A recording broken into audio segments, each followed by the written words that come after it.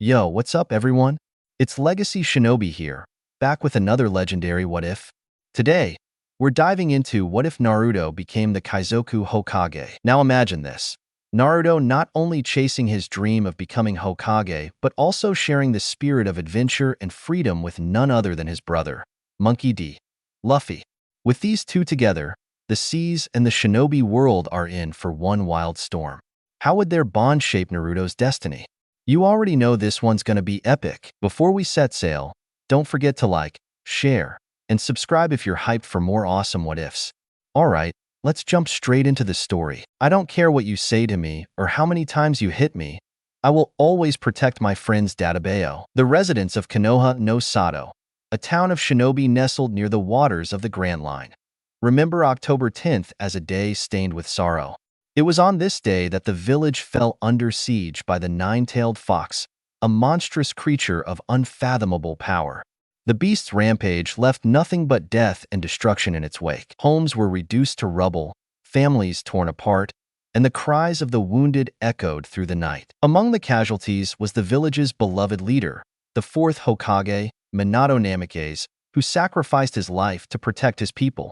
Known far and wide for his incredible speed and courage, Minato was revered as the yellow flash of the sea.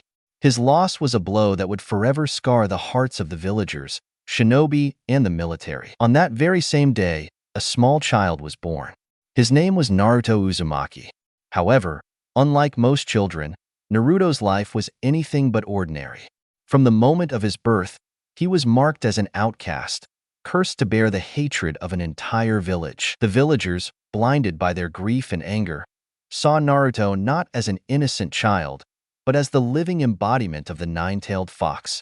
To them, Naruto was nothing more than a monster and a constant reminder of the pain they had endured. From the time he could walk, Naruto was forced to fight for his survival, enduring a childhood filled with taunts, abuse, and cold stares. Even on his birthday, a day meant to be filled with joy and celebration, Naruto was met with the same cruel treatment, a harsh reminder that he was alone in the world. Despite the harshness of his reality, Naruto found solace in the night. As darkness fell over Konoha, the sky above would open up, revealing a blanket of stars that offered him a brief escape from his troubles. The quiet of the night was the only time he could truly feel at peace, away from the hateful glares and hurtful words. But tonight was different. Tonight was his birthday, and Naruto was determined to make it special, even if only for himself.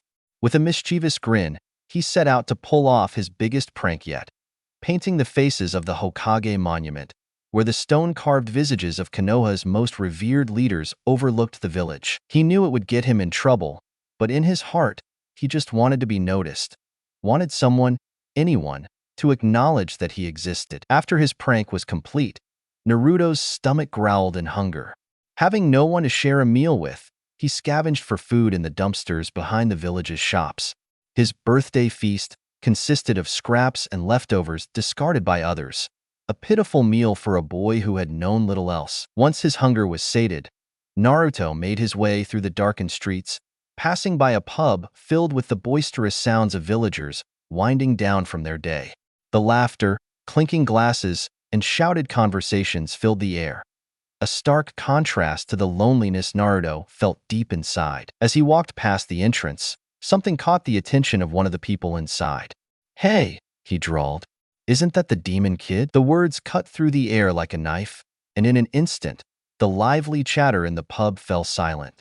All eyes turned to Naruto. The young boy's heart sank, a familiar dread washing over him as he tried to avoid their piercing stares. Naruto squeezed his eyes shut, hoping to block out the venomous looks and the whispers that followed. "Why do you all hate me?" The question echoed in his mind, a plea that had gone unanswered for as long as he could remember. A group of them began to surround him, their expressions twisted with anger and malice, their eyes burning with a desire for revenge against the demon they believed had ruined their lives. "Look at him, cowering like the little monster he is," one man sneered. Another villager gritted his teeth and picked up a broken bottle from the ground. "It's about time someone taught this brat a lesson," he snarled. Naruto's fear spiked, and he turned on his heels and sprinted down the streets, darting into alleyways and scrambling over fences no matter how fast he ran. The villagers were always just behind him. His breath hitched as he became face to face with a tall concrete wall, too high for him to climb. Panic seized him as he realized he was trapped. The footsteps of the pursuing villagers grew louder, and Naruto turned to see them closing in. Hee hee, no use getting away now, you demon fox. One of the men jeered, gripping a garden tool tightly. Naruto backed up against the wall. Please, I don't know what you're talking about, Databeo. Please don't hurt me, he begged, his eyes wide with terror as the villagers walked closer. The mob showed no mercy.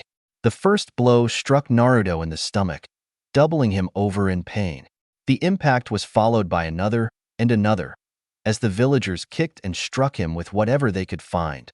Glass bottles, wooden planks, stones. Each hit sent a jolt of agony through Naruto's small body. Please stop. I didn't do anything wrong, Databeo? Naruto cried out weakly. But just as the assault seemed like it would never end, a commanding voice rang out. Oi! And suddenly, everything went still. In the blink of an eye, the villagers who had been attacking Naruto were sent flying, collapsing to the ground, unconscious. Dazed and in pain, Naruto looked up to see a tall, older man standing over him. The man's eyes softened as he knelt down beside the beaten boy. Are you all right there, kid? He asked. Before Naruto could muster a response, the man carefully scooped him up, holding him securely in his arms. Those idiots won't hurt you anymore. Let's get you out of here, the man said. Was Naruto safe now? This man, this stranger, had protected him, had saved him, even though everyone else in the village treated him like a monster. The boy's heart swelled with confusion and gratitude, but he couldn't find the words to ask why. He was too exhausted, too overwhelmed to speak. The man chuckled softly. Don't worry, kid. I'll explain everything soon. Naruto's eyelids grew heavy as the man's warmth and comfort lulled him into a sense of safety he hadn't known in years. For the first time in what felt like forever, Naruto closed his eyes and drifted into a peaceful sleep. The morning sun filtered through the trees, casting a light over Naruto's face as he slowly blinked his eyes open. He winced slightly, feeling the tightness of bandages wrapped around his small frame. Confusion settled in as he glanced around. This wasn't his usual hideout, a cramped, cold space hidden deep within the village. No, this was different. The air was fresh, filled with the scent of earth and leaves, and the soft rustling of the wind in the trees was a far cry from the oppressive silence he was used to. As his mind cleared, the memories of the previous night came rushing back. The attack, the villagers, the old man. Panic gripped Naruto's chest as he sat up abruptly, ignoring the sharp pangs of pain that shot through his body. He frantically scanned the area, desperate to find any sign of the old man who had saved him. Was he okay? Had he been hurt? Where was he? Before Naruto could do anything, his stomach let out a loud rumble. Man, I'm hungry, Naruto groaned, clutching his stomach as he sank back to the ground. The pangs of hunger were all too familiar. With renewed determination, he got to his feet and began searching for food, hoping to find something, anything, to fill his empty belly. But the clearing didn't have anything edible. As he stood there, Naruto's thoughts drifted back to the events of the night before. He remembered the old man who had come to his rescue, but a doubt crept into Naruto's mind. What if the old man had made a mistake? What if he had meant to save a different boy, someone who didn't have sun-kissed hair and whisker birthmarks? Naruto's heart sank at the thought. He quickly gathered his belongings, just a few tattered items he had managed to keep, and prepared to leave. As he turned to go, he nearly collided with the old man. The stranger stood in front of him holding something behind his back. Oh, you're finally awake. I hope you're hungry, the old man said. I tried to find you some food, but I've been away from the village for some time, so I have hardly any money. But I did manage to get this. The old man revealed a single blue popsicle. Naruto stared at it. A popsicle? He had never seen anyone offer him something like this before. A part of him wanted to reach out and take it, but another part, the part that had been hurt so many times before, hesitated. What if it was a trick? It's okay, kid. I won't hurt you, the old man said. He then knelt down to Naruto's level, bringing the popsicle closer. Go on, It's for you. Naruto stared at the man. Why would he save him? Why would he offer him food? It didn't make sense. Nobody had ever shown him kindness without expecting something in return. Slowly, Naruto reached out and took the popsicle. He took a small bite, and his eyes widened in amazement. The cold, sweet treat melted on his tongue, sending a burst of flavor through his mouth. This was the best thing he had ever tasted in his entire life. MMH, this is so good, Naruto exclaimed. Thank you for the food, old man. The old man chuckled. I'm glad you like it, kid. As Naruto finished the popsicle, he couldn't help but observe the man who had saved him. He had long white hair that cascaded down his back, with red lines running down his face, giving him a fierce yet wise appearance. A headband with the kanji for sage rested on his forehead. Was this man a shinobi? Or maybe a pirate? He had so many questions, but he didn't know where to start. I'm glad you're okay, Naruto said. I was worried you were hurt because of me. He rubbed the back of his neck. The old man looked at the boy. He was surprised by the boy's concern for him, despite everything the villagers had put him through. So he hasn't been consumed by the hate of this village, the old man thought to himself. Old man, he scoffed. Geez, don't you know any manners? After all, I did save you. Naruto's eyes lit up with realization. Oh, right. I forgot. Databeo. My name is Uzumaki Naruto. What's your name, old man? The older man chuckled. It's nice to meet you, Naruto. My name is Jiraiya, he replied. Naruto grinned back at him. It's nice to meet ya, he said. He looked down at his lap, his hands fidgeting nervously. Thank you for saving me. I don't know what I would have done if you hadn't shown up. As he looked up at Jiraiya, his eyes began to glisten with tears. If only I were stronger, Naruto whispered. The weight of his own helplessness hung heavily over him. For all his bravado and pranks, deep down, he just wanted to be strong enough to protect himself, to stop the endless cycle of pain and loneliness. Jiraiya studied Naruto carefully. What would you do with that strength if you had it? He asked slowly. Would you use it for revenge against those who have hurt you? Naruto's eyes widened in shock at the suggestion. What? I would never do that, he exclaimed. He met Jiraiya's gaze with unwavering confidence, his small fists clenched at his sides. They might hurt me, call me names, and treat me like I don't matter, but I'd never hurt them back. Jiraiya raised an eyebrow. He leaned back against the rock he was sitting on, crossing his arms over his chest. How come? He asked. Because I want to earn their respect. I can't do that if I hurt them. Naruto said. If I fight back with anger, then I'm no better than they are.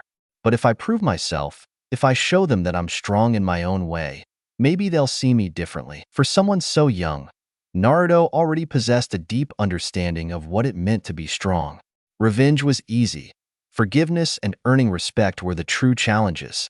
Naruto, Jiraiya began. Do you have any dreams? Naruto's face brightened immediately.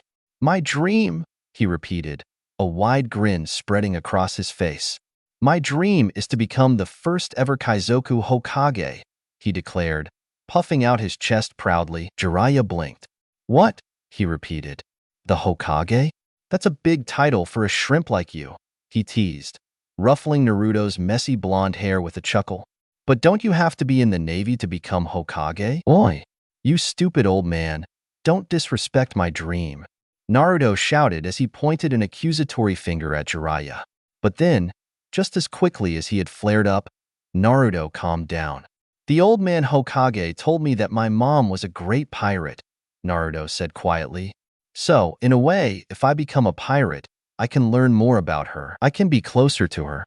He smiled faintly. And besides, I think pirates are so cool. They're free. They go on adventures, and they're not tied down by anyone's rules. So yeah, I want to be Hokage, but I also want to be the strongest of all the Kage, he declared. Jiraiya watched the boy in front of him. The kid was full of contradictions, a future Hokage who admired pirates, a boy who sought respect through kindness rather than force. But more than anything, Naruto was full of heart.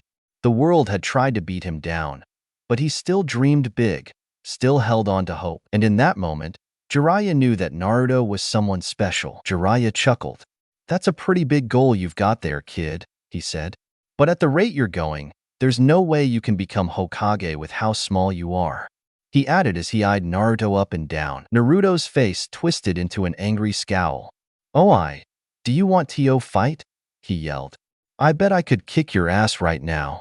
He balled his fists, his whole body vibrating with the energy of a cornered animal ready to strike. Jiraiya burst out laughing, clutching his sides as he leaned back against the rock.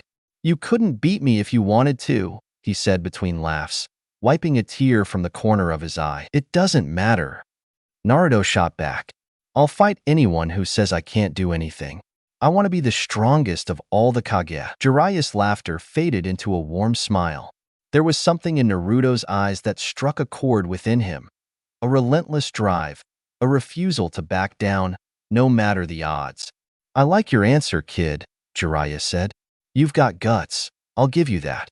But guts alone won't be enough. You'll need some serious training if you even want to come close to your goal." He paused, letting his words sink in before continuing.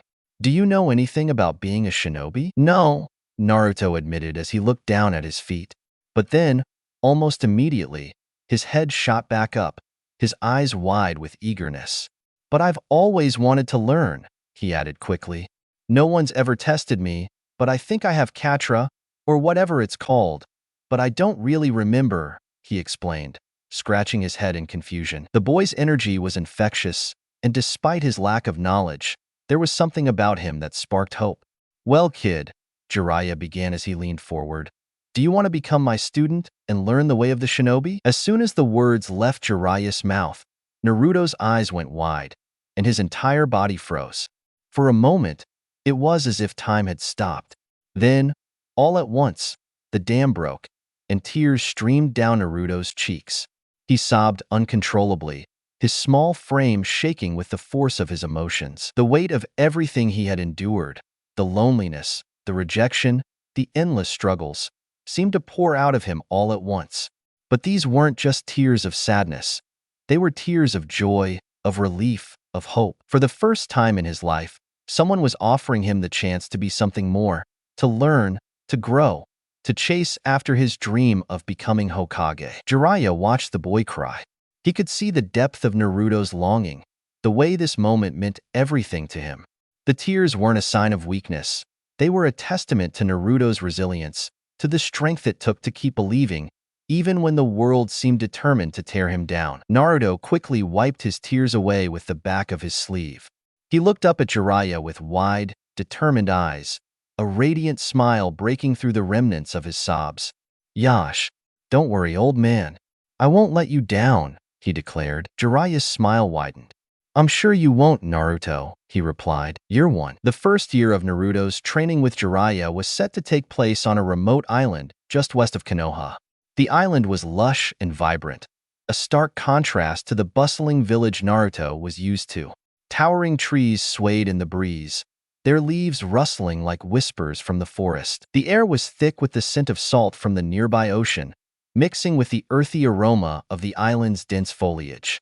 The sound of waves crashing against the rocky shore in the distance created a rhythmic melody, broken only by the occasional call of a seabird. As they trekked through the dense forest, Naruto's excitement was palpable. His mind buzzed with the possibilities of what he might learn.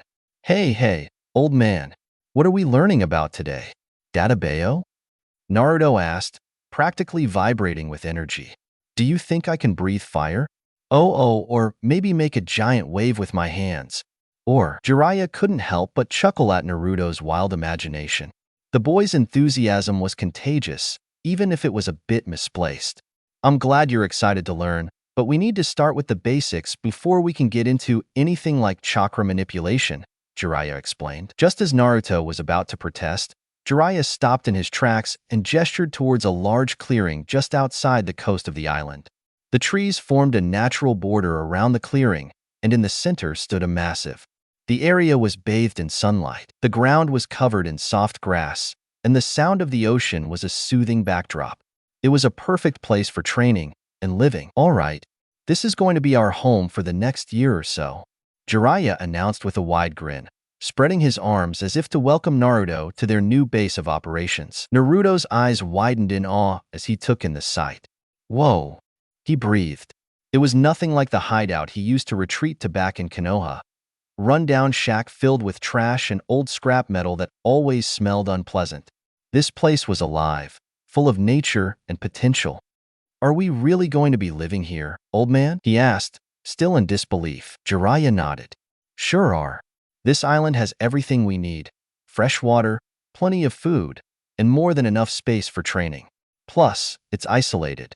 So we won't be disturbed," he explained. "Let's set up camp, and then we'll get started with your training." "Yash!" Naruto shouted as he hurriedly pulled out the few belongings he had brought with him. As Naruto finished unpacking, he looked up at Jiraiya with bright eyes full of anticipation. "Okay, old man, what's first?" he asked, practically bouncing on his toes. Jiraiya chuckled. "Patience, Naruto. First, we need to get settled in. Then we'll start with some physical training. You'll need to build up your strength and stamina before we move on to anything more advanced. We've got a lot of work ahead of us." Naruto nodded. "I'm ready. I'll do whatever it takes," he declared with determination, clenching his fists as if already gearing up for the challenges to come. "Good," Jiraiya replied, "because this is just the beginning." Jiraiya and Naruto sat cross-legged on the soft grass under the shade of the giant tree in the clearing. The sounds of the forest surrounded them, with the distant crash of ocean waves providing a calming backdrop. Jiraiya decided it was time to introduce Naruto to one of the most fundamental concepts of being a shinobi: chakra. Jiraiya leaned back, resting on his hands as he looked at Naruto. "All right, kid," he began, his voice taking on a slightly more serious tone. "Do you know what chakra is?" Naruto, who had been fiddling with a small twig, tilted his head in confusion. "Katra?" he asked, furrowing his brow as if trying to recall whether he'd ever heard the term before. His mispronunciation made it clear that he had no clue what Jiraiya was talking about. Jiraiya couldn't help but chuckle at Naruto's response. "No, not Katra, chakra," he corrected, emphasizing the word carefully. "Chakra is the life force that flows through every shinobi. It's what allows us to do all those cool ninja techniques, like walking on water, throwing fireballs, or even creating clones of ourselves." He paused, watching Naruto's expression to see if any of this was sinking in. Naruto's eyes lit up at the mention of ninja techniques, but his face quickly fell back into a puzzled frown. "Life force?" he repeated, still not quite grasping the concept.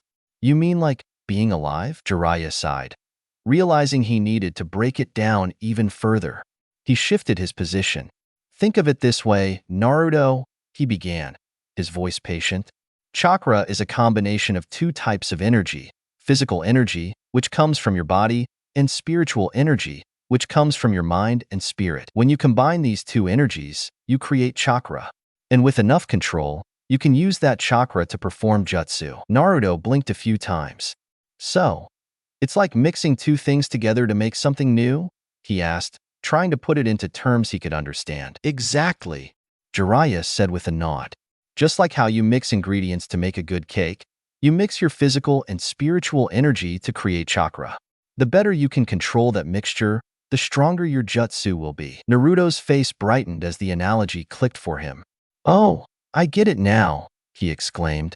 "But wait, how do I mix my energy? Do I just think really hard or something?" He scrunched up his face in concentration, as if he were trying to will his chakra into existence right then and there. Jiraiya laughed at Naruto's intense expression. "Not exactly," he said. "It takes practice and discipline.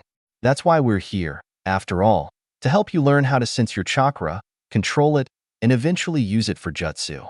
But first, you need to get a feel for it." "Okay, I think I get it," Naruto said. Jiraiya's face lit up with the approving grin.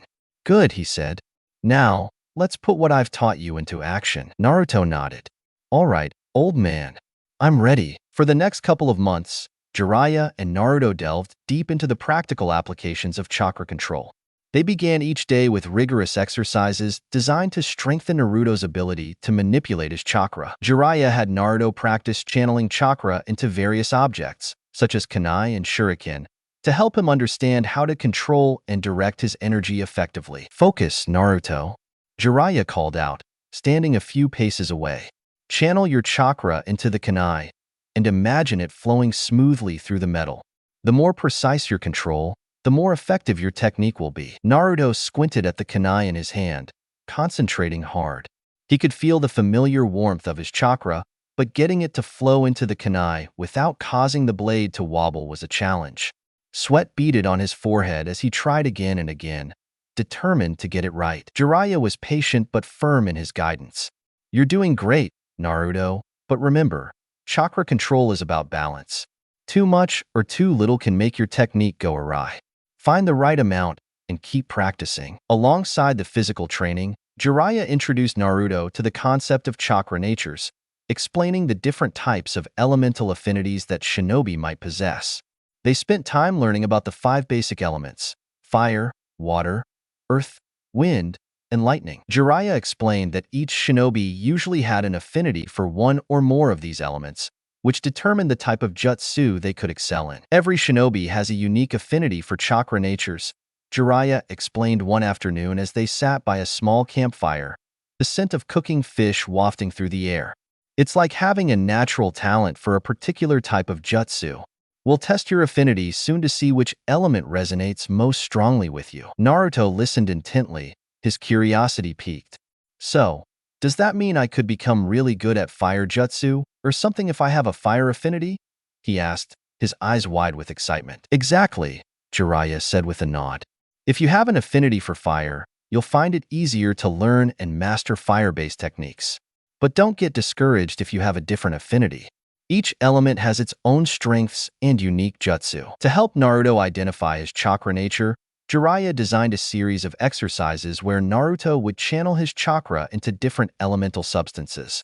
They tested his affinity by having him use chakra to manipulate water, ignite paper, and shape earth. Each exercise provided clues about Naruto's natural strengths. One day, Jiraiya handed Naruto a small pile of dry leaves and instructed him to focus his chakra to create a breeze.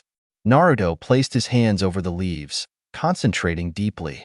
After several attempts, a gentle wind began to stir, causing the leaves to rustle and flutter. "Looks like you've got a wind affinity," Jiraiya observed with a grin. "This is great. You are only the 3rd wind user in all of Konoha," he said. Naruto's eyes widened. "Really?" he asked.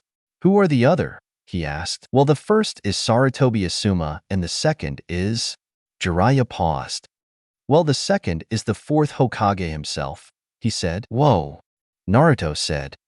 "The 4th Hokage, huh?" he asked. As the months passed, Naruto's skills with chakra control and his understanding of his elemental affinity continued to grow.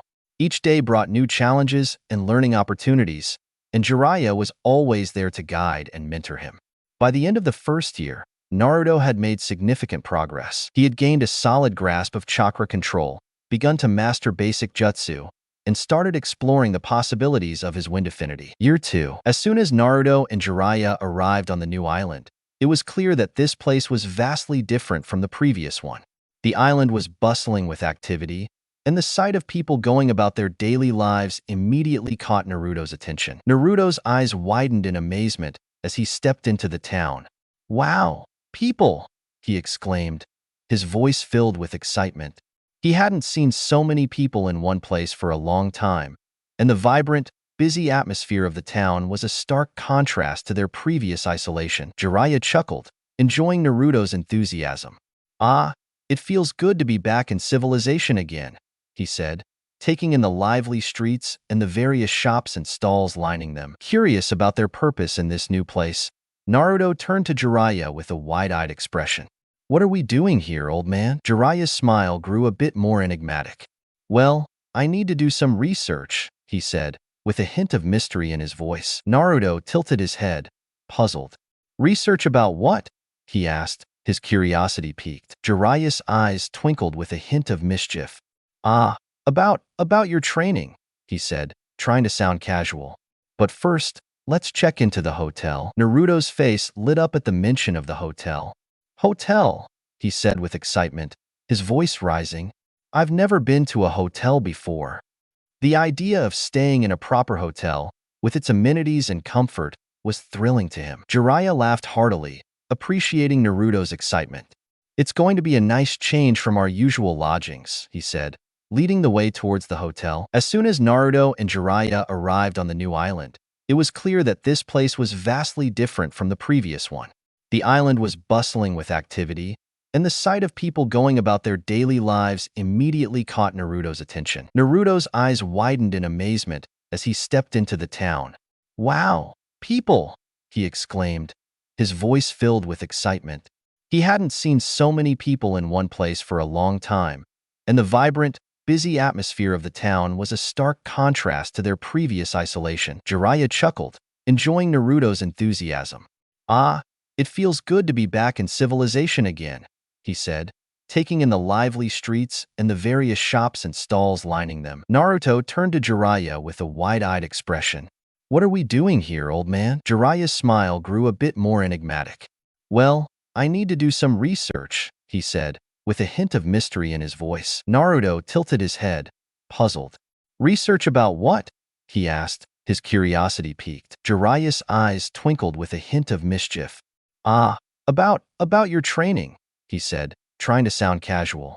"But first, let's check into the hotel." Naruto's face lit up at the mention of the hotel. "Hotel," he said with excitement, his voice rising.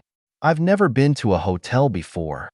The idea of staying in a proper hotel, with its amenities and comfort, was thrilling to him. Jiraiya laughed heartily, appreciating Naruto's excitement.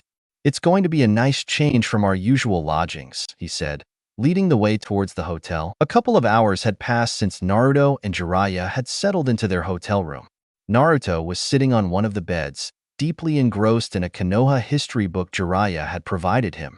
He flipped through the pages with curiosity, eager to learn more about his village's past. Jiraiya, on the other hand, was pacing near the window, a hint of excitement in his demeanor. He was preparing to leave for his research, his mind already focused on the task at hand. "All right, kid," Jiraiya said, his voice filled with a tinge of enthusiasm. "I'm going to do some research for a little bit." Naruto looked up from his book, his eyes bright with interest. "Can I come with you?" he asked eagerly, hoping to be part of whatever Jiraiya was planning. Jiraiya shook his head with a smile, though there was a firm edge to his tone. "Ah, no," he said, his voice carrying a note of finality. "This type of research isn't for a kid like you." Naruto's face fell slightly, confusion and disappointment evident. "But didn't you say it was part of my training?" he asked, his brow furrowing. "Shouldn't I help you?" Jiraiya's response came a bit too quickly, and his voice held a hint of urgency. "No," he said, almost too sharply. "Just stay in the hotel, and I'll be back." Before Naruto could protest further, Jiraiya was already heading towards the door. He paused briefly to look back at Naruto, giving him a reassuring nod, but his eyes were focused on something beyond the door. "Remember, stay here and keep out of trouble," Jiraiya instructed as he opened the door. Without waiting for a response, he stepped out and closed the door behind him, leaving Naruto alone in the room. Naruto pouted, his frustration evident. "Whatever, you stupid old man," he muttered, crossing his arms and slumping onto the bed. "It's not like I want to do your stupid research anyway." He stared at the ceiling, feeling a mix of irritation and disappointment. Despite his best efforts to stay engaged, Jiraiya's dismissive attitude had left him feeling left out and unappreciated. Naruto picked up his Konoha history book again, though his enthusiasm had waned. He flipped through the pages absently. Naruto jumped off the bed, grabbed his coat from the chair, quickly slipping it on before marching out the door. Naruto dashed through the village, his feet pounding against the cobblestone streets as he weaved through the crowds. His orange jacket flapped behind him like a banner as he sprinted through the main part of town, past narrow alleys filled with vendors, and into the lively marketplace, where the air was thick with the scent of fresh produce and grilled meats. Despite the vibrant atmosphere, Naruto's mind was focused on one thing: finding Jiraiya. Where could that stupid old man be? Naruto muttered under his breath, frustration lacing his voice as he scanned the area. His eyes darted from one face to another, but there was no sign of the white-haired sage anywhere. He ran past a stand selling colorful trinkets, nearly colliding with a group of children playing in the street, but he barely noticed. The only thing on his mind was tracking down his elusive mentor. As he rounded a corner, Naruto suddenly came to a halt, his eyes narrowing as he felt a familiar tingle in the back of his mind. It was faint, but unmistakable, a flare of chakra that he recognized all too well. He paused, his breath heavy from running, and focused on the sensation. That feels like the old man's chakra, Naruto mumbled to himself, a determined glint in his eyes as he zeroed in on the source. It was strange, almost like an instinctual pull, something he had only recently begun to understand. Over the past few months, he had discovered that he could sense chakra in a way that others couldn't. It was a skill he hadn't quite mastered. But when it came to Jiraiya's chakra, it was like trying to spot a blazing fire in the dark. It was just too large to miss. Naruto closed his eyes for a moment, concentrating on the feeling. The chakra signature was coming from somewhere nearby, not too far from where he stood. With renewed determination, he opened his eyes and took off again, following the trail that only he could sense. The marketplace noises faded into the background as Naruto honed in on the source, his pace quickening as he drew closer. Finally, he found himself standing in front of a small, unassuming building on the outskirts of the marketplace. The sign above the door read "Bathhouse" in elegant script, and Naruto blinked in confusion. A bathhouse? He wondered aloud, tilting his head. What's he doing in there? But there was no mistaking it. Jiraiya's chakra was definitely coming from inside. With a determined nod, Naruto pushed the door open and stepped inside. Inside the building, the air was thick with steam and the scent of soap. The dimly lit room was filled with the sound of running water and the occasional splash. Naruto blinked as his eyes adjusted to the steam-filled environment. The bathhouse was split into separate areas for men and women. Naruto spotted a grumpy-looking attendant behind a counter. The attendant eyed Naruto with a mix of curiosity and annoyance. "Hey, kid, what are you doing here?" the attendant grumbled. "I'm looking for someone," Naruto said, not missing a beat. "A guy with white hair and a red kanji on his back. Have you seen him?" The attendant raised an eyebrow but pointed towards the men's section. "He might be in there. Just don't make too much noise." Naruto thanked the attendant and hurried down the hallway, but then the sound of a girl's voice stopped him. "Get away from me, you perv," she shouted. Before Naruto could react, Jiraiya stumbled out of the room, his face flushed and his clothes disheveled. Naruto's eyes widened in surprise. "Perv," he echoed. Jiraiya quickly noticed Naruto and froze, his expression a mixture of embarrassment and panic. "And Naruto, what are you doing here?" he stammered. Without waiting for a response, Jiraiya grabbed Naruto by the arm and hurriedly ushered him into the locker room, trying to shield him from the commotion. Jiraiya shut the door behind them. He looked down at Naruto. "Why was that lady calling you a perv?" Naruto asked, eyes wide with curiosity. "And why are you at a bathhouse? Can't you just take a bath at the hotel?" Jiraiya sighed, running a hand through his hair in frustration. "It's not what it looks like, Naruto. I was just doing some research." Naruto tilted his head. "Research?" he asked. "Is it about my training?" Jiraiya scratched the back of his head, trying to find the right words. "Not about your training, it's actually about mine," he said, attempting to sound casual. Naruto blinked in confusion. "Huh? Your training?" Jiraiya nodded, looking slightly embarrassed. "Yeah, I didn't want you to come because, well, it's not really suitable for someone your age." Naruto's eyes lit up with understanding. "Oh, I get it now," he said, giving Jiraiya a thumbs up. "But what about that lady?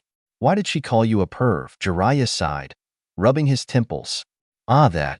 It was just a nickname. Nothing to worry about." Naruto's face brightened with amusement. "Oh, I get it now, perv," Jiraiya groaned, trying to hide his smile. "Come on, kid. You don't really have to call me that." Naruto beamed, clearly enjoying the nickname. "Okay, pervy sage," he said with a wide grin. Jiraiya shook his head with a chuckle. All right. Let's head back to the hotel and get some rest. We've got some things to talk about, like how you managed to find me." Naruto's eyes sparkled with pride as he replied, "Oh, that was easy. I just sensed your chakra." Jiraiya's eyes widened in surprise. "Wait, you can sense my chakra?" he asked, his tone a mix of curiosity and intrigue. Naruto nodded eagerly.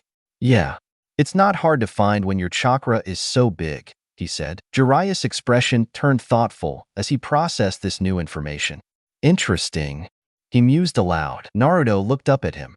"Is it a bad thing?" Jiraiya quickly reassured him. "No, not at all. It's actually quite impressive. Having the ability to sense chakra is pretty rare, especially at your age. Naruto's face brightened with relief and excitement. Really? That's awesome. Jiraiya couldn't help but smile at the boy's eagerness. Seeing Naruto so happy reminded him of why he took on this responsibility in the first place. Despite the hardships Naruto had faced, his spirit remained unbroken, and that was something Jiraiya admired deeply. Hey, pervy sage? Naruto's voice broke through Jiraiya's thoughts. Yeah, kid. Jiraiya responded. Do you think we can sleep outside tonight and go fishing? Naruto asked. His blue eyes looked up at Jiraiya. Jiraiya raised an eyebrow in mild surprise. What about the hotel? He asked, tilting his head slightly. They had only been in the hotel room for a few hours, just long enough to settle in and catch their breath from their journey. Naruto hesitated for a moment. Well, the hotel's nice and all, but I kinda miss the forest, Databeo, he mumbled. He looked down at his feet, kicking a small pebble as if he was embarrassed to admit it. Jiraiya's expression softened as he nodded in understanding. I see, he said thoughtfully. It made perfect sense. Most of Naruto's life had been spent in the city, surrounded by people who either ignored him or, worse, glared at him with hatred in their eyes. He had grown up on the streets, scraping by and finding comfort in the few places he could, like the open sky and the quiet of the forest. The stars above were probably the closest thing to peace the boy had ever known. Jiraiya sighed inwardly, realizing that Naruto wasn't just asking for a change of scenery. He was asking for a connection to something that made him feel safe, something that reminded him of the rare moments when he wasn't completely alone. The old sage glanced back at the hotel, thinking about the money he'd spent on the room. It wasn't much, but it felt like a waste now. Still, it was just money. What mattered more was Naruto's happiness. You know what, kid? I miss the forest too, Jiraiya said with a smile. How about we skip the hotel and go fishing instead? Naruto's eyes widened in disbelief and excitement. Really? He asked, his voice practically vibrating with enthusiasm. Jiraiya grinned, watching as the boy's face lit up like a 1,000-watt bulb. Really? He confirmed with a nod. All right, Naruto shouted, pumping his fist into the air. His usual competitive spirit kicked in as he turned to Jiraiya with a mischievous grin. The last one to pack all their stuff has to clean the fish, he declared. Then, without waiting for a response, he took off running toward the hotel at full speed. Jiraiya laughed heartily as he watched Naruto sprint off. You little rascal, he called after him, shaking his head with a chuckle. The kid was fast, but Jiraiya wasn't about to lose that easily. With a grin, he hurried after Naruto, the excitement of their upcoming adventure filling the air between them. As they raced back to the hotel to grab their gear, Jiraiya couldn't help but feel a warm sense of pride for the boy. Naruto was a handful, no doubt about it, but he had a heart as big as the ocean. The kid was growing stronger every day, not just in his abilities as a shinobi, but in his spirit too. And if sleeping under the stars and catching a few fish was what it took to make Naruto happy, then it was worth every single ryo he'd spent on that hotel room. When they finally reached the hotel, Naruto was already throwing his things into his backpack with lightning speed. Jiraiya picked up the pace, but deep down, he didn't really mind losing this race. After all, there was something comforting in knowing that for tonight, they'd be out there under the sky, just a master and his student, sharing the simple joys of life. And as Naruto finished packing and dashed out the door, his laughter echoing through the hallway, Jiraiya knew that these were the moments that truly mattered, the ones that would shape Naruto into the man he was destined to become. Year 3. In their third year of training, 7-year-old Naruto had made significant progress. After mastering the tree walking and water walking exercises, he was ready to learn jutsu. Jiraiya taught him the basic techniques: substitution jutsu, transformation jutsu, and the clone jutsu. However, Naruto struggled with the clone jutsu and instead learned the more advanced shadow clone jutsu, which he picked up quickly and found easier to perform. As a birthday gift, Jiraiya gave Naruto one of his old sealing books. Naruto discovered that his mother, Kushina, had used sealing jutsu, which helped him feel a deeper connection to her. Jiraiya sat quietly against a tree watching Naruto sleep peacefully, the moonlight filtering through the leaves as it cast a soft glow over the young boy. Jiraiya had been grappling with a heavy burden for some time now, something he knew he needed to share with Naruto, but he hadn't found the courage. It was about the thing inside Naruto, the reason behind his lack of family, and the resentment he faced from others. The fear of how Naruto would react weighed heavily on his mind. Would knowing about the demon inside him change how Naruto saw himself, or affect his ability to control it? These were questions Jiraiya struggled with daily. There was also the fact that he has been away from the village for far too long. The shinobi forces were growing increasingly restless. They had been requesting his return, needing his expertise and the network of spies he had developed over the years. Jiraiya had been putting off his return, torn between his duty to his village and his commitment to Naruto. He knew that he couldn't ignore the village's needs forever. Jiraiya's thoughts were interrupted as Naruto began to stir. The young boy mumbled sleepily, "Pervy sage? Is it morning already?" His voice was soft, laced with the grogginess of just waking up. Jiraiya couldn't help but smile at Naruto's drowsy expression. "No, kid, it's not morning yet," he replied. Naruto rubbed his eyes and sat up in his sleeping bag, stretching his arms with a yawn. "Oh, are you okay?" he asked. Jiraiya chuckled softly. "I'm okay, Naruto. Just have a lot on my mind, that's all," he said. Naruto, still pouting from sleep, tilted his head and asked, "Is it about that book again?" Jiraiya shook his head. "No, it's not about the book. It's something else," he said. He sighed. "Naruto, you've been training hard for the past 3 years. I've seen you grow so much since the first time we met." Naruto sat cross-legged by the campfire. His blue eyes, filled with curiosity and warmth, reflected the firelight. He looked up at Jiraiya. Jiraiya hesitated for a moment, the weight of his decision clearly weighing on him. I need to go away for a while," he said, his voice tinged with reluctance. Naruto's eyes widened in shock and confusion. Had he disappointed Jiraiya? Did his mentor finally see him as the same demon the villagers did, despite all their time together? Panic began to rise within Naruto. His breathing grew rapid and shallow, and he felt an overwhelming sense of suffocation, as if his own thoughts were closing in on him. In the midst of his distress, Naruto suddenly felt a comforting hand rest gently on his head. He looked up to find Jiraiya's reassuring smile. "Naruto, I would never abandon you without a reason," Jiraiya said softly, trying to alleviate Naruto's fears. Naruto gulped, struggling to regain his composure. "Then why?" he asked, his voice barely above a whisper, filled with apprehension. Jiraiya took a deep breath, trying to choose his words carefully. "I've been away from the village for far too long. They need me back," he explained, his tone serious but compassionate. Naruto blinked, trying to process this new information. "Wait, pervy sage, you're still a shinobi?" he asked, tilting his head in confusion. Jiraiya's expression shifted from serious to a playful scold. "Yes, I'm still a shinobi, you brat," he replied with a mock frown. Naruto giggled at Jiraiya's response, the tension easing slightly. "I thought you retired or something," he said, his smile returning. Then he hesitated, a new concern surfacing. "Where will I go? Will I have to go back to the Leaf Village?" Jiraiya shook his head, a reassuring smile on his face. No, you don't need to go back to the village. I know of a village east of here. There's a man there who owes me a favor. You can stay with him." Naruto's expression brightened at the mention of a new adventure. "I see," he mumbled, processing the information. A wide smile spread across his face as he added, "I can't wait." Jiraiya looked at Naruto with a mix of relief and affection.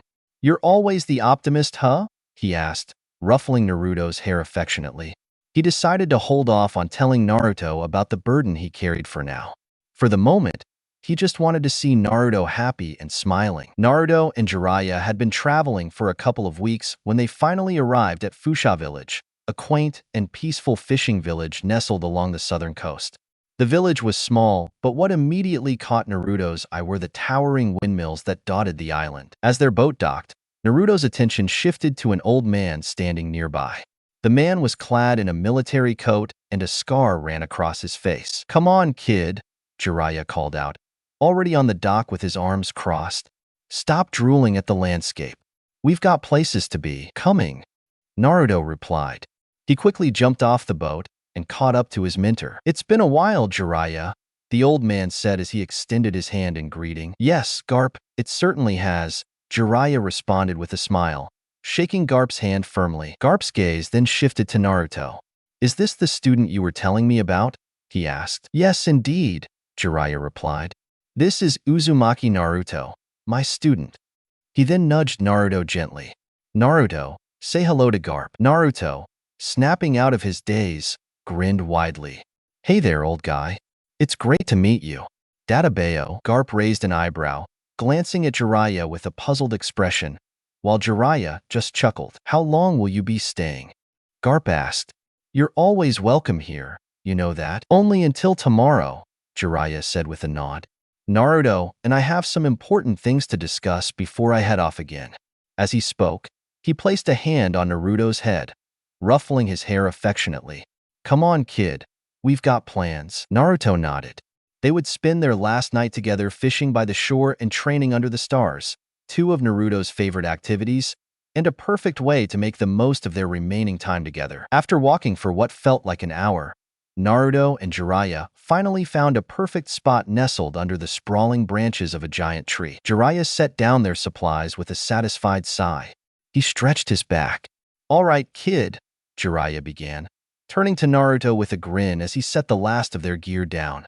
We've got a beautiful spot here. Now, do you want to get some training first? Or should we start with a bit of fishing? Training! Naruto yelled without hesitation. Jiraiya chuckled. All right, he said with a nod. Training it is. Yes, Naruto shouted, leaping into the air with his fist pumped high. So what are we going to be doing today, pervy sage? He asked, wiggling his fingers as if casting a spell. Are you going to teach me how to light fire from my hands? Oh, or are you going to teach me how to create a giant beam from my forehead? Naruto's eyes sparkled at the thought. Jiraiya raised an eyebrow. How about we start with something a bit more normal, he suggested, leaning down to meet Naruto's eye level. What do you say to a little spar? Naruto blinked in surprise. You want to spar? He asked. Jiraiya nodded. It's about time we have our first sparring session, he said, crossing his arms as he looked at Naruto with a hint of pride. You're old enough now. Naruto's face lit up, a wide grin spreading across his cheeks. He puffed out his chest, standing a little taller as he flexed his small muscles.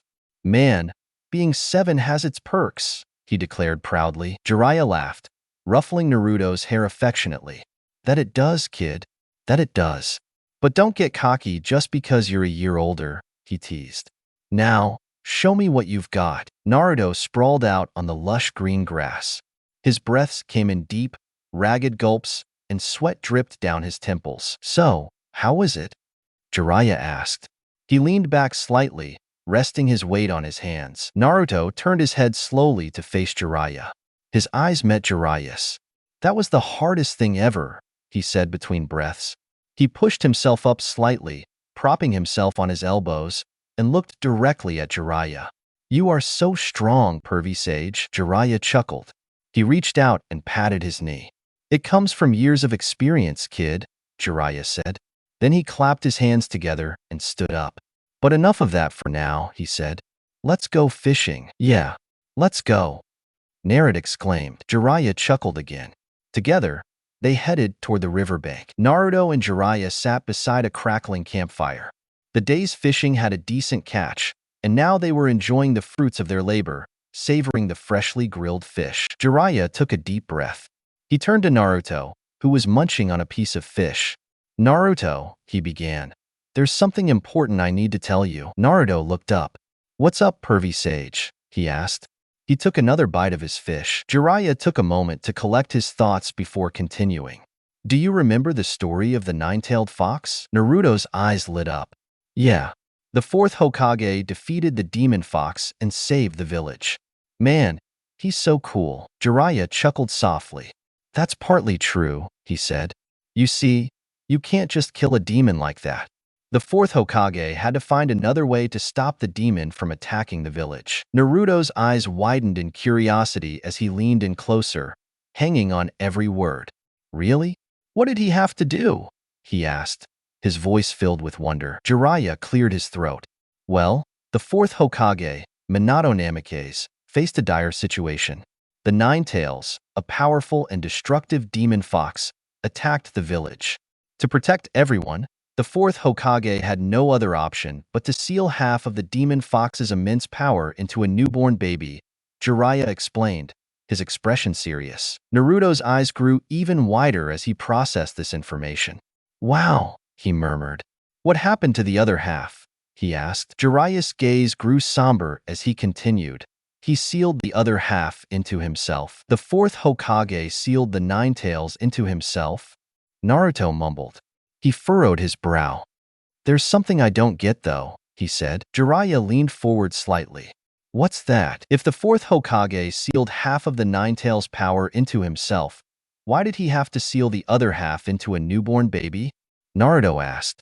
Wouldn't it have been easier to deal with the whole demon at once, instead of splitting it between him and a baby? The fourth Hokage knew that sealing the entire demon into himself would be too dangerous and overwhelming, even for him. Jiraiya said. Naruto's eyes widened. So, it was to protect everyone, but why a baby? He asked. Well, a newborn's chakra coils haven't fully developed yet, Jiraiya began. If the fourth Hokage had tried to seal that much chakra into an adult or even a child, it could have killed them instantly because their bodies couldn't handle such a massive amount of chakra all at once. Naruto nodded slowly. Oh, I get it, he said. He then paused. Wait, the fox attacked the village on October 10th. That's… Jiraiya nodded. 7 years ago, the fourth Hokage chose to seal the Ninetales into you, Naruto. Naruto's face went pale, and his eyes widened in horror. The very demon that had wreaked havoc and led to the death of the fourth Hokage was sealed inside him. Naruto's hands began to tremble uncontrollably, and tears welled up in his eyes, spilling down his cheeks. The villagers' harsh words echoed in his mind. The hatred and fear they had shown him now felt like a crushing weight. The realization that he was the vessel for the Ninetales, the demon that had caused so much suffering, made him feel like he was the embodiment of everything he despised. Jiraiya quickly moved closer and placed a firm hand on his shoulder, shaking him gently. Naruto, listen to me, Jiraiya said, his voice both urgent and reassuring. You are not that demon fox, but the villagers are right, Naruto stammered, and he sniffled. I did those things. He sobbed. They had every right to. Jiraiya pulled him into a hug. No, Jiraiya said firmly. Those villagers had no right to hurt you the way they did. You are Uzumaki Naruto. You are the one who is going to become the Kaizoku Hokage. Jiraiya then gently pulled Naruto away from him. You are the scroll that holds the kunai. Not the kunai itself, he said. Pervy sage. Naruto's lip trembled. Never think you are that damn demon because you're not, Jiraiya said. Naruto nodded as he clung to Jiraiya. Thanks for telling me, pervy sage, he said. You're not mad? Jiraiya asked as he pulled back slightly to gauge Naruto's reaction. Naruto shook his head. I was at first, he admitted.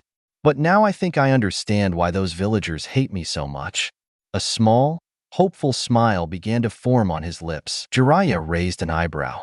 Why are you smiling, Naruto? He asked. Because I just found another reason to become Hokage, Naruto declared. Jiraiya chuckled softly. Oh, really? What could that be? He asked. To protect everyone, just like the fourth Hokage. Naruto responded. I want to be strong enough to protect the people I care about and make sure they never have to suffer like I did. Databeo. Jiraiya was pleasantly surprised by Naruto's reaction. He had half expected Naruto to struggle with the weight of the revelation, but once again, Naruto had defied his expectations. Well then, Jiraiya said, I think it's about time you have this. He reached behind him and pulled out a headband with a blue cloth and a metal plate emblazoned with the Konoha symbol. Naruto's eyes went wide, his mouth hanging open in disbelief. This is, he stammered. The headband, worn and weathered but meticulously cared for, seemed to shine with a history and significance that took Naruto's breath away. This is a Konoha shinobi headband, Jiraiya began. But it's no ordinary one. It's the fourth Hokage's headband. He wore it until the day he died and trusted me to give it to someone who could achieve his dream. I believe that person is you, Naruto. Naruto looked from Jiraiya to the headband. The realization that his idol had once worn this very headband and that Jiraiya believed in him so deeply overwhelmed him. He swallowed hard as he carefully took the headband from Jiraiya's hands. With a deep breath, he tied it around his forehead. It was as if this headband was a perfect fit, like it had been made just for him. Jiraiya watched Naruto with a soft smile, his thoughts drifting to his old student. He looks like you, Minato, Jiraiya thought. It looks good on you, kid, he said. I want you to return it to me when you achieve your dreams, right? Just then, Naruto knelt on one knee, his eyes shimmering with unshed tears. Jiraiya-sensei, I can't thank you enough for all you've done for me over the years, he said, his voice trembling with emotion. You've helped me get closer to my dream, and I'm forever grateful. I'll make you proud, Databeo. Naruto was nestled against Jiraiya, his small frame rising and falling gently as he softly snored. The fire crackled nearby, its light flickering across the faces of the two men watching over him. Garp's gaze softened as he observed Naruto's peaceful slumber. I gotta admit, he began. I'll give it to the kid. He's got some guts. Jiraiya adjusted the blanket that had slipped slightly off Naruto's shoulders. That's for sure, he agreed as he looked down at Naruto. He put his mother to shame with the amount of guts he has. Is that so? Garp asked. Jiraiya nodded. Naruto, that kid had a really tough life before I took him in. He would starve himself for days, just scraping by. You should have seen the place he lived in. It was a corner of a back alleyway. And on top of that, he would get beaten up almost to death every day. And? Garp asked. Despite all those hardships and the hatred that surrounded him, Jiraiya continued. He still has light in his eyes. He hasn't let the darkness of his past dim his spirit. He fights for his dream with everything he has, and he trains tirelessly to achieve it. And you know what? Jiraiya's smile broadened with pride. Garp chuckled softly. What's that? He asked. He wants to protect the very village that caused him so much pain, Jiraiya said. Despite all the hate from the villagers, he's determined to protect them and make a difference. Garp leaned against a nearby tree. I know that look all too well, he said. That's the look of a grandfather looking at his grandson. Jiraiya's cheeks turned a faint shade of pink. A grandfather, huh? I don't think so. I may have a few years behind me, but I still like to think of myself as young and charming, especially when it comes to the ladies. He winked at Garp. Garp rolled his eyes with a smirk. You haven't changed one bit in all the years I've known you. Jiraiya laughed heartily. Well, old habits die hard, he said. Garp, as an old friend, would you do me a favor? Garp raised an eyebrow. Well, of course. Anything for you, my friend, he replied. Jiraiya leaned back. I've taught Naruto everything I can for his age. The Hokage is making me return to the shinobi forces. I need to reintegrate into my old network. Garp's eyes widened slightly. I heard about the massacre. It's that bad, huh? Jiraiya nodded. They need my spy network. It's become inactive because I've been away for so long. They need me back to help stabilize things. I see, Garp said. So, what are you going to do with the kid? Jiraiya's gaze softened as he looked at Naruto. I can't take him back to the Leaf Village, Jiraiya said quietly. His scars run too deep, and he needs time to heal. I was hoping he could stay with you. You could help with his training and maybe help him make some friends. Garp chuckled. Of course, I'll help the little brat, he said. Although I have to admit, I don't know much about being a shinobi. We covered a bit of it back at the academy, but other than that, Jiraiya gave a reassuring smile. That's okay. He knows the basics well. All he needs now is to toughen up a bit and gain some real-world experience. And you know, the most important thing he needs right now is stability. Garp grinned. Kids his age should socialize more anyway, not just hang out with pervy old men like you, he said with a smirk. He reminds me of my grandson when he was around his age. Jiraiya grumbled, shaking his head with a mock pout. Old man? Oh, come on, Garp. I'm younger than you, he said.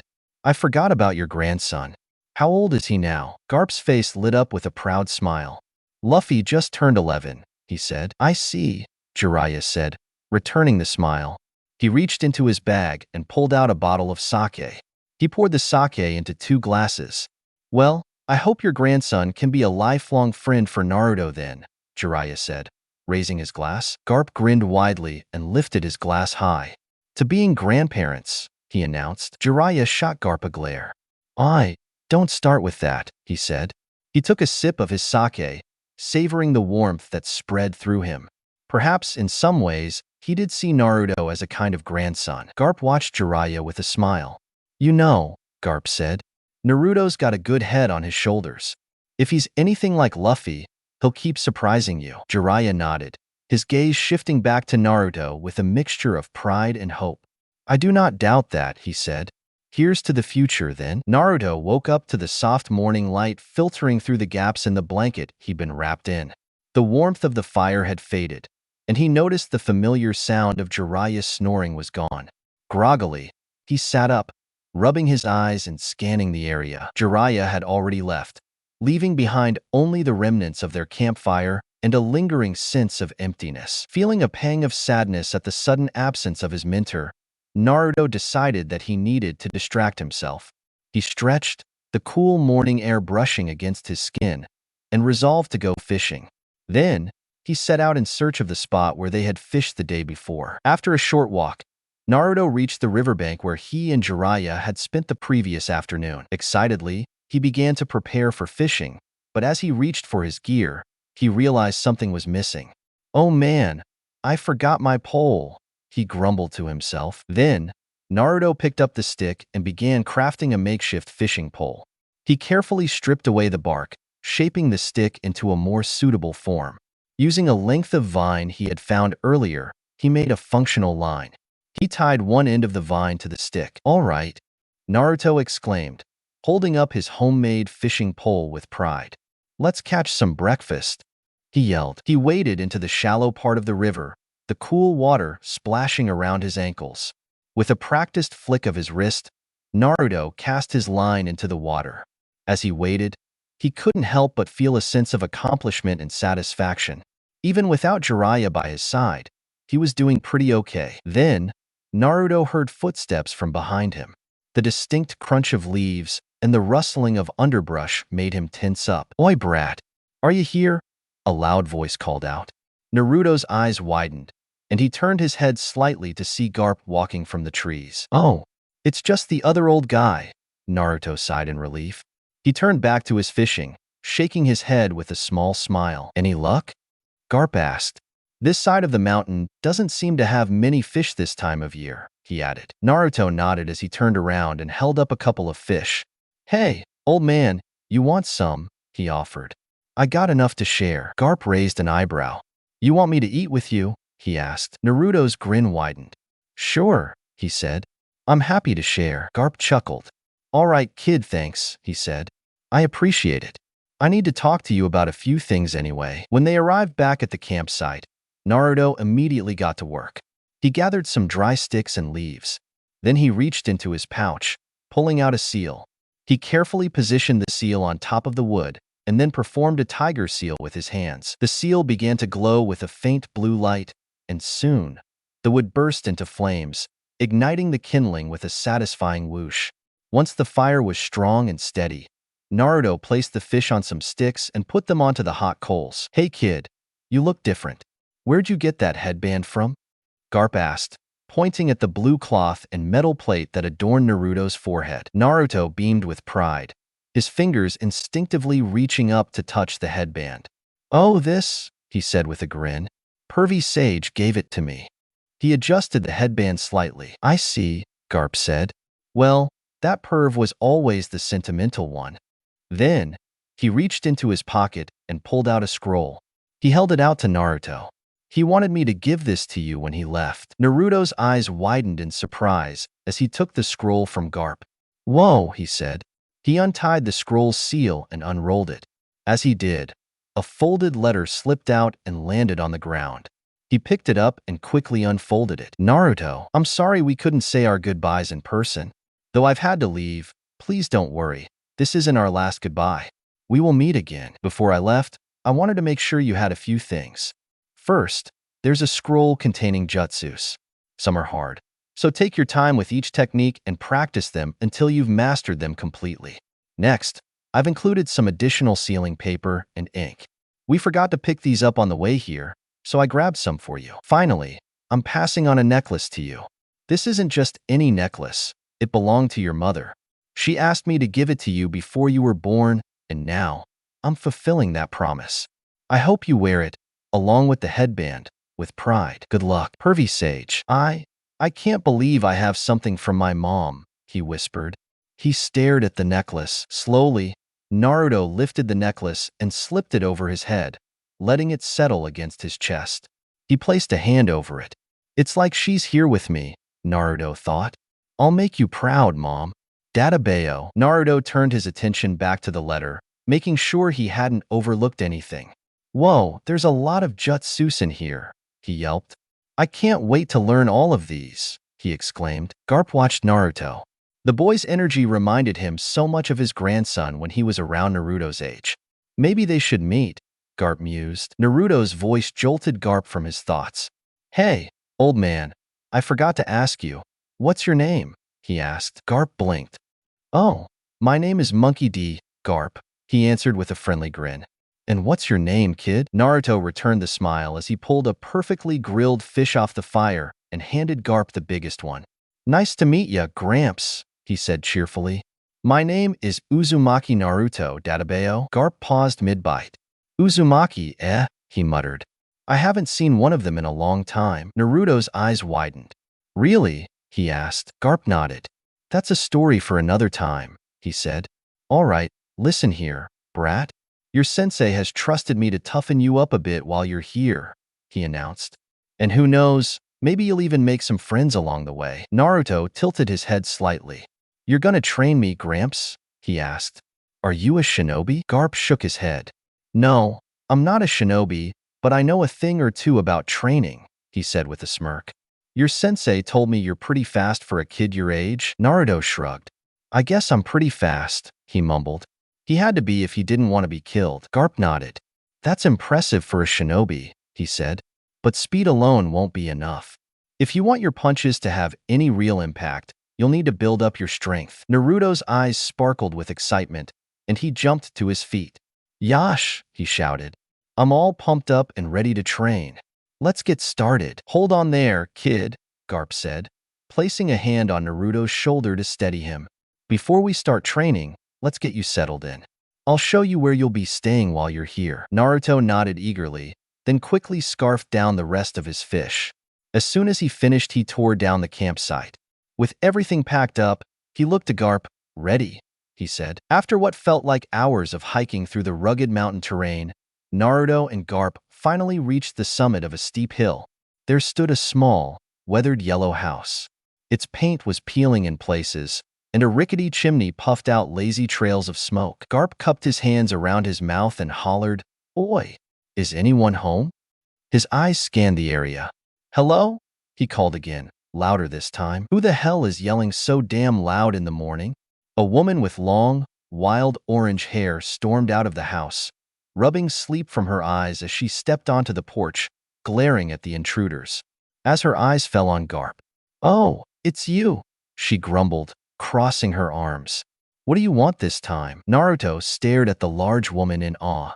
To him, she looked like a mountain spirit with her untamed hair. Awesome, he whispered under his breath. He tugged on Garp's shirt. Oi, Gramps, who's the mountain grandma? He asked, his eyes still glued to the woman. Garp chuckled. Naruto, this is Dayton, he said. She'll be looking after you when I'm not around, he explained. Naruto grinned widely. He stepped forward confidently. Yo, mountain grandma, it's nice to meet ya, he greeted cheerfully, sticking out his fist in a friendly gesture. My name is Uzumaki Naruto, Databeo. Dayton blinked. She glanced nervously at Garp. Oi, Garp-san, she stammered. We can't take another brat. Those two are already more than enough to handle, and now you want to add another shrimp to the mix. Garp cut her off with a wave of his hand. Dayton, Naruto can handle himself, he assured her. I know things have been tough these past few months, but I think Naruto might be just what we need to manage our other problem. I'll be personally training him while I am here, so all I'm asking from you is to give him a place to sleep, Garp said firmly, resting a reassuring hand on Naruto's shoulder. Dayton opened her mouth to protest. Garp, we have no more room, but Garp was already a step ahead. Well, he said, I suppose I could always call my ship and have them come up here. I'm sure the Marines would love to have a little chat with you and your bandit friends. Dayton's eyes widened. I understand, sir, she muttered. Naruto tugged impatiently on Garp's coat. Gramps, can I explore a little bit before training? He asked. Garp looked down at Naruto and smiled. Ho ho, of course, my boy, he laughed, giving Naruto a gentle pat on the back. Go on and explore, but be careful. These woods can be a bit tricky this time of year, and it's easy to get lost. Just don't wander too far. Naruto nodded. Thanks, Gramps, he called over his shoulder as he bolted towards the trees. As Garp watched Naruto dart off into the forest, he turned back to Deiden, who was still grumbling under her breath, and clapped her on the back with a hearty laugh. Don't worry, Deiden, he said. You might find that having Naruto around is just what you need. Deiden huffed. Yeah, she muttered, then walked back inside. As soon as Naruto entered the forest, he started running between the towering trees and jumped from branch to branch. Occasionally, he swung from thick vines that hung from a branch, letting out whoops of joy as he flew through the air. His landing wasn't always perfect, but he would laugh it off, sliding down moss-covered rocks and jumping to his feet without missing a beat. After a while of exploring, Naruto found himself in a small clearing surrounded by a circle of trees. Naruto flopped down onto the soft grass. He closed his eyes for a moment, a wide smile stretching across his face. Man, this place is so much fun, he said between breaths. Then, Naruto heard some noise coming from the edge of the clearing. He shot up, his ears perked at the noise. It sounded like a scuffle, shouts, thuds, and the sound of punches being thrown. What's that? Naruto muttered.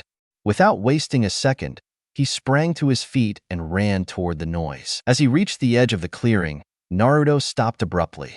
Two boys were fighting each other. One of them, a boy with a scruffy hat and a scar under his left eye, had his arm stretched out like a rubber band, while the other boy, with messy black hair, was stomping on it. Naruto's jaw dropped. Whoa, that's so cool, he exclaimed, completely fascinated by the sight of the stretchy arm. He watched as the rubber boy pulled his arm back, only for it to whip forward in a powerful punch that narrowly missed the other boy. Naruto could hardly believe what he was seeing. It was like something straight out of a storybook. Naruto ran out into the clearing, waving his arms to get the boy's attention. Hey, he called out. The two boys stopped mid-fight, turning to look at Naruto. Naruto pointed directly at the rubber-armed boy. How can you stretch your arm like that? He asked.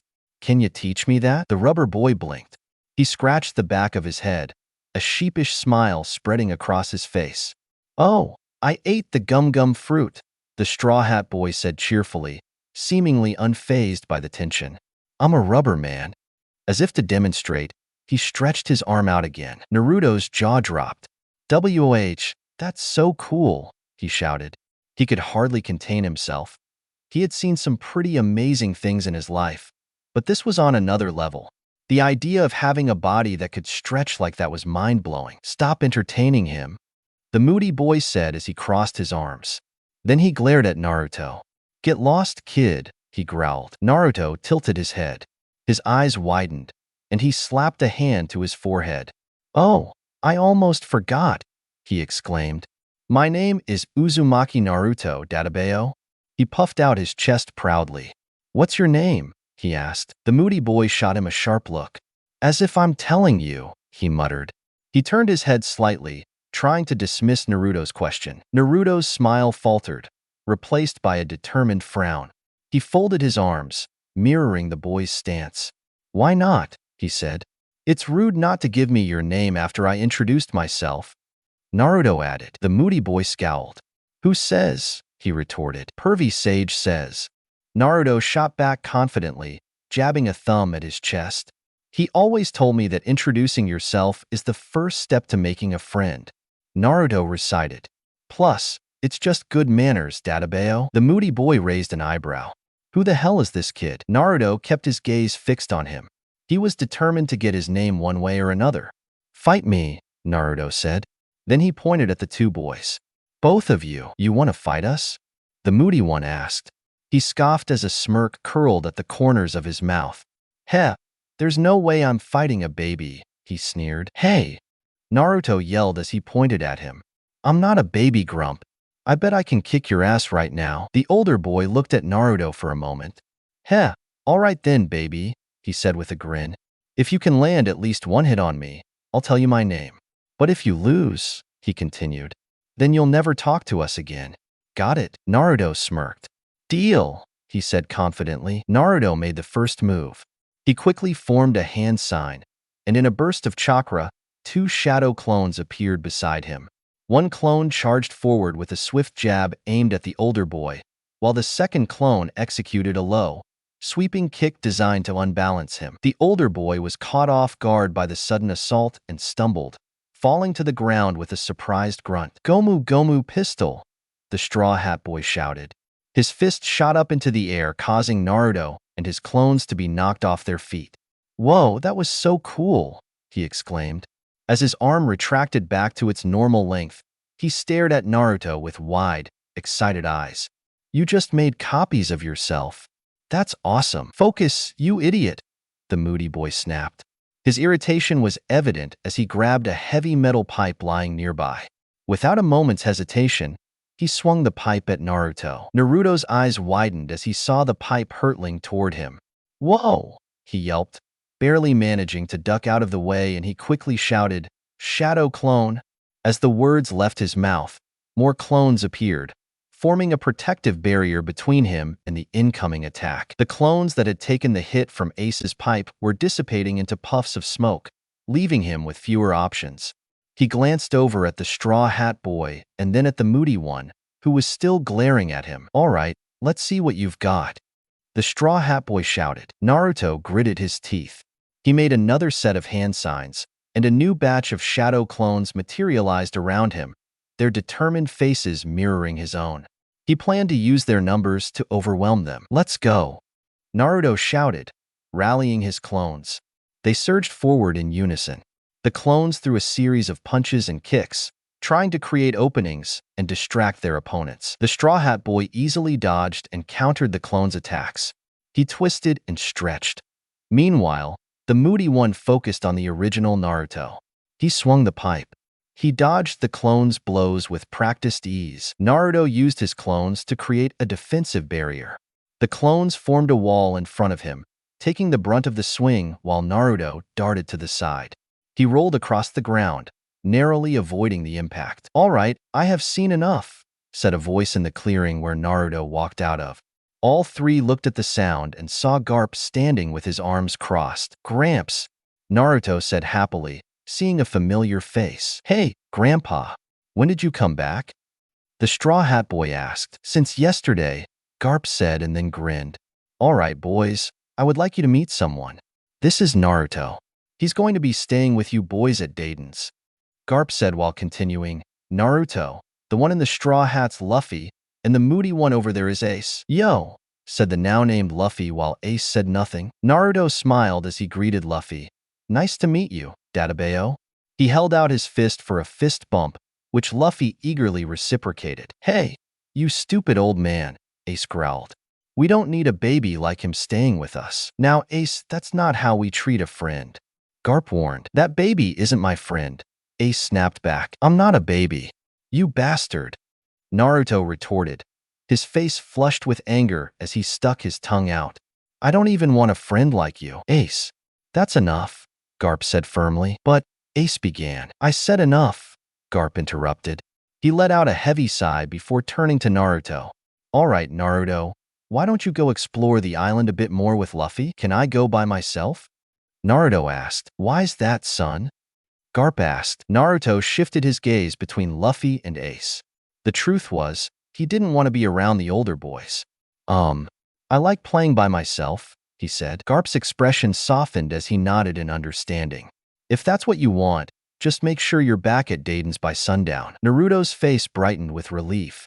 Okay, Gramps, he exclaimed, and with a cheerful wave, he dashed off toward the island's edge. Luffy, watching Naruto run off, turned to Garp with a puzzled look. Grandpa, is that kid staying with us? Garp nodded. Yes, he is. Ace shoved his hands into his pockets and sighed. Come on, Luffy, let's get out of here. Garp raised a hand to stop them. Ace, I need to talk to you about something. Go ahead, Luffy, and head back to Dayton's. Luffy nodded, okay, Grandpa, then walked away. Naruto came back when the moon was high in the sky. He trudged along the familiar path. "Guess I stayed out too late," he mumbled. In truth, he hadn't planned on staying out so long. He'd just gotten lost in the unfamiliar twists and turns of the forest. Every time he thought he was close to finding his way back, he'd end up at another dead end, or in a completely unfamiliar spot. As he finally approached Daiden's house, Naruto stopped and looked up at the darkened windows. His heart sank a little. Those two boys inside, Ace and Luffy, were supposed to be like him, but Ace's hateful glares from earlier still stung. It was like Konoha all over again, where people's harsh looks and muttered words had made him feel like an outsider, a burden. Naruto gulped, his small hands balling into fists at his sides. He was used to being by himself, he reminded himself. Back in Konoha, he had always been on his own, always watching his back. He knew how to hide, how to scavenge for food when no one would help him, and how to run when things got dangerous.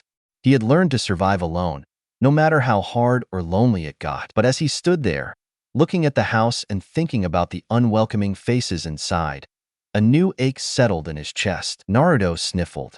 In the 3 years he had spent with Jiraiya, he hadn't been alone. The old man was always there with him.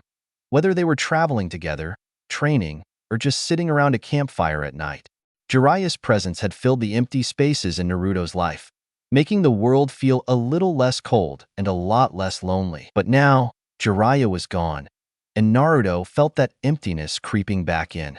He missed the old man's voice, his silly antics, and the way he always seemed to know when Naruto needed cheering up, even if it was with a half-hearted joke or a pat on the head. Alone again, Naruto felt the sting of solitude sharper than he had in years. He sniffled once more, wiping his nose with the back of his hand as he glanced up at the moon. Naruto shook his head, trying to push the sadness away. He'd camp outside tonight. He was more comfortable out here anyway, where he didn't have to worry about anyone else. He found a spot under a large tree, its branches reaching out like protective arms. As he settled down, he pulled his knees closer to his chest and rested his head on them, letting the soft rustle of leaves and the cool night breeze surround him. He missed pervy Sage, more than he could ever put into words. But for now, he'd have to be a big boy even when it felt like the hardest thing in the world. The next morning, Naruto slowly woke up to the gentle warmth of the morning sun filtering through the gaps in his tent. He yawned widely and stretched his arms above his head, feeling the satisfying crack of his joints. As he glanced around the campsite, he noticed that the fire he had carefully tended to the night before was still burning brightly. A curious frown creased his forehead. Had someone come by while he was sleeping? He scanned the surrounding area for any signs of disturbance or footprints, but everything seemed as it should be. Naruto shrugged off his concern. There was no point in dwelling on it. Instead, he focused on the day ahead. His stomach grumbled with hunger. He stood up, brushing the morning dew from his clothes and grabbing his gear. With a final glance at the still-burning fire, he set off through the underbrush, determined to locate the nearby river he had heard about. "Ace, come on. I want to go fishing," Luffy whined, his bottom lip jutting out in a dramatic pout. His eyes were wide with hunger and excitement. "I'm so hungry." Ace glanced over at his younger brother with a mixture of exasperation and amusement. "We just had breakfast," he said, trying to stay firm in his resolve. "But I'm super hungry," Luffy insisted, his voice rising slightly as he followed Ace out the door of Daiden's place. The morning sun was already high in the sky, casting a warm glow over the house. As they stepped outside, Luffy's attention was immediately diverted. He spotted the makeshift sleeping area where Naruto had spent the night. It was a little disheveled, with a few scattered belongings still lying around. "I wonder where that kid went," Luffy mused aloud, his curiosity momentarily taking over his hunger. Ace rolled his eyes and started walking toward the village outskirts, where he knew a good spot for fishing was located. "Who cares?" he replied dismissively. "He's nothing but a bother anyway," he added as he continued on his way. But when he looked back, he saw that Luffy wasn't following him. The younger boy was standing by the spot where Naruto had slept. Ace stopped and raised an eyebrow. "You coming?" he called out, his tone hinting at impatience. Luffy turned his head towards his brother, his face breaking into a wide, cheerful grin. I'll catch up with you later," he said. "I want to go fishing." Without waiting for a response, Luffy turned and bounded off in the direction of the nearby river. With a resigned sigh, Ace continued on his way, confident that his brother would find his way to the fishing spot eventually. Once Luffy arrived at the river, he spotted Naruto sitting on the giant rock that jutted out into the water.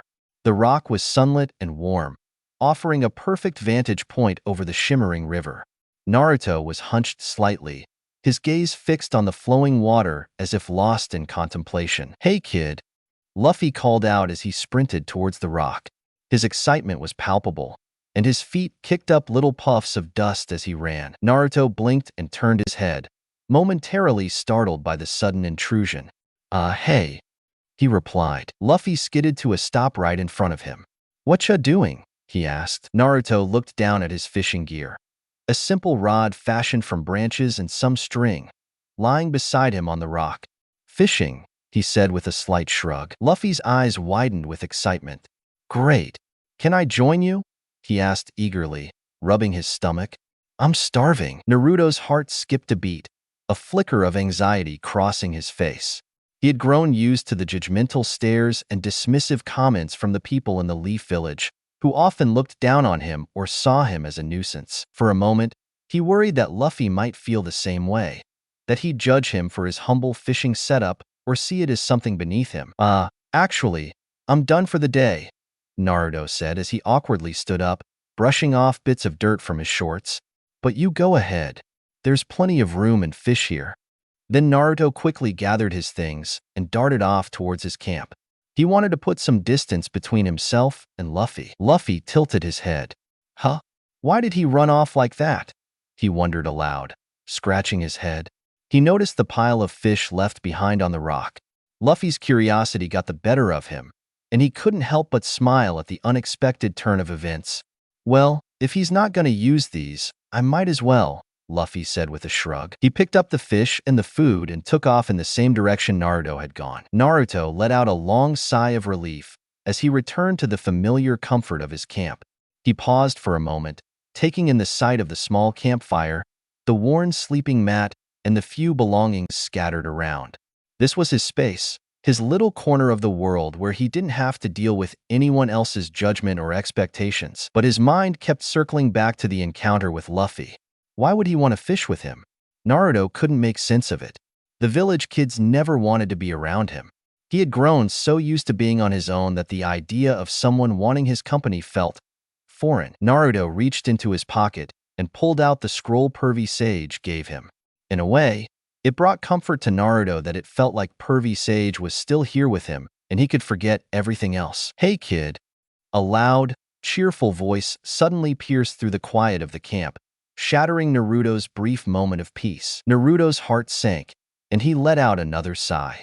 Luffy again? What was his deal? Closing the scroll with a snap, Naruto turned to face the source of the disruption. "Will you just leave me alone?" he asked. Luffy simply grinned and lifted a pile of fish he had brought with him. "You left your fish," he exclaimed. "You want to share?" Naruto blinked. Why would Luffy want to share with him? Most people never even thought about sharing with him. They avoided him, shunned him, treated him like he didn't belong.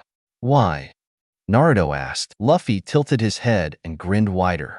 "Because I'm hungry," he said. Naruto stared at Luffy for a moment.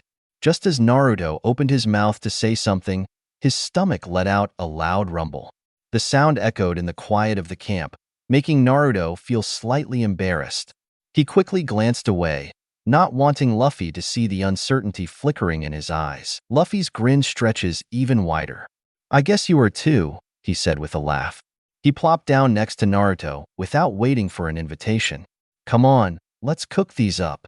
It'll be more fun if we eat together." Naruto slowly nodded. Luffy was already searching for a couple of sturdy sticks, his excitement palpable as he prepared to cook. "So, where are you from?" Luffy asked. "The Hidden Leaf Village," Naruto replied. Luffy's eyes widened with fascination. "Whoa, so you're like a ninja or something?" he asked. Naruto nodded. "Something like that," he mumbled. For a moment, he worried that Luffy might ask more questions. Questions that could lead to conversations about his past, about being ostracized, or about the pain of loneliness. Luffy simply grinned. "That's so cool. I've never met a ninja before," he exclaimed. What can you do? Can you do cool moves? Can you summon a giant monster? Naruto blinked.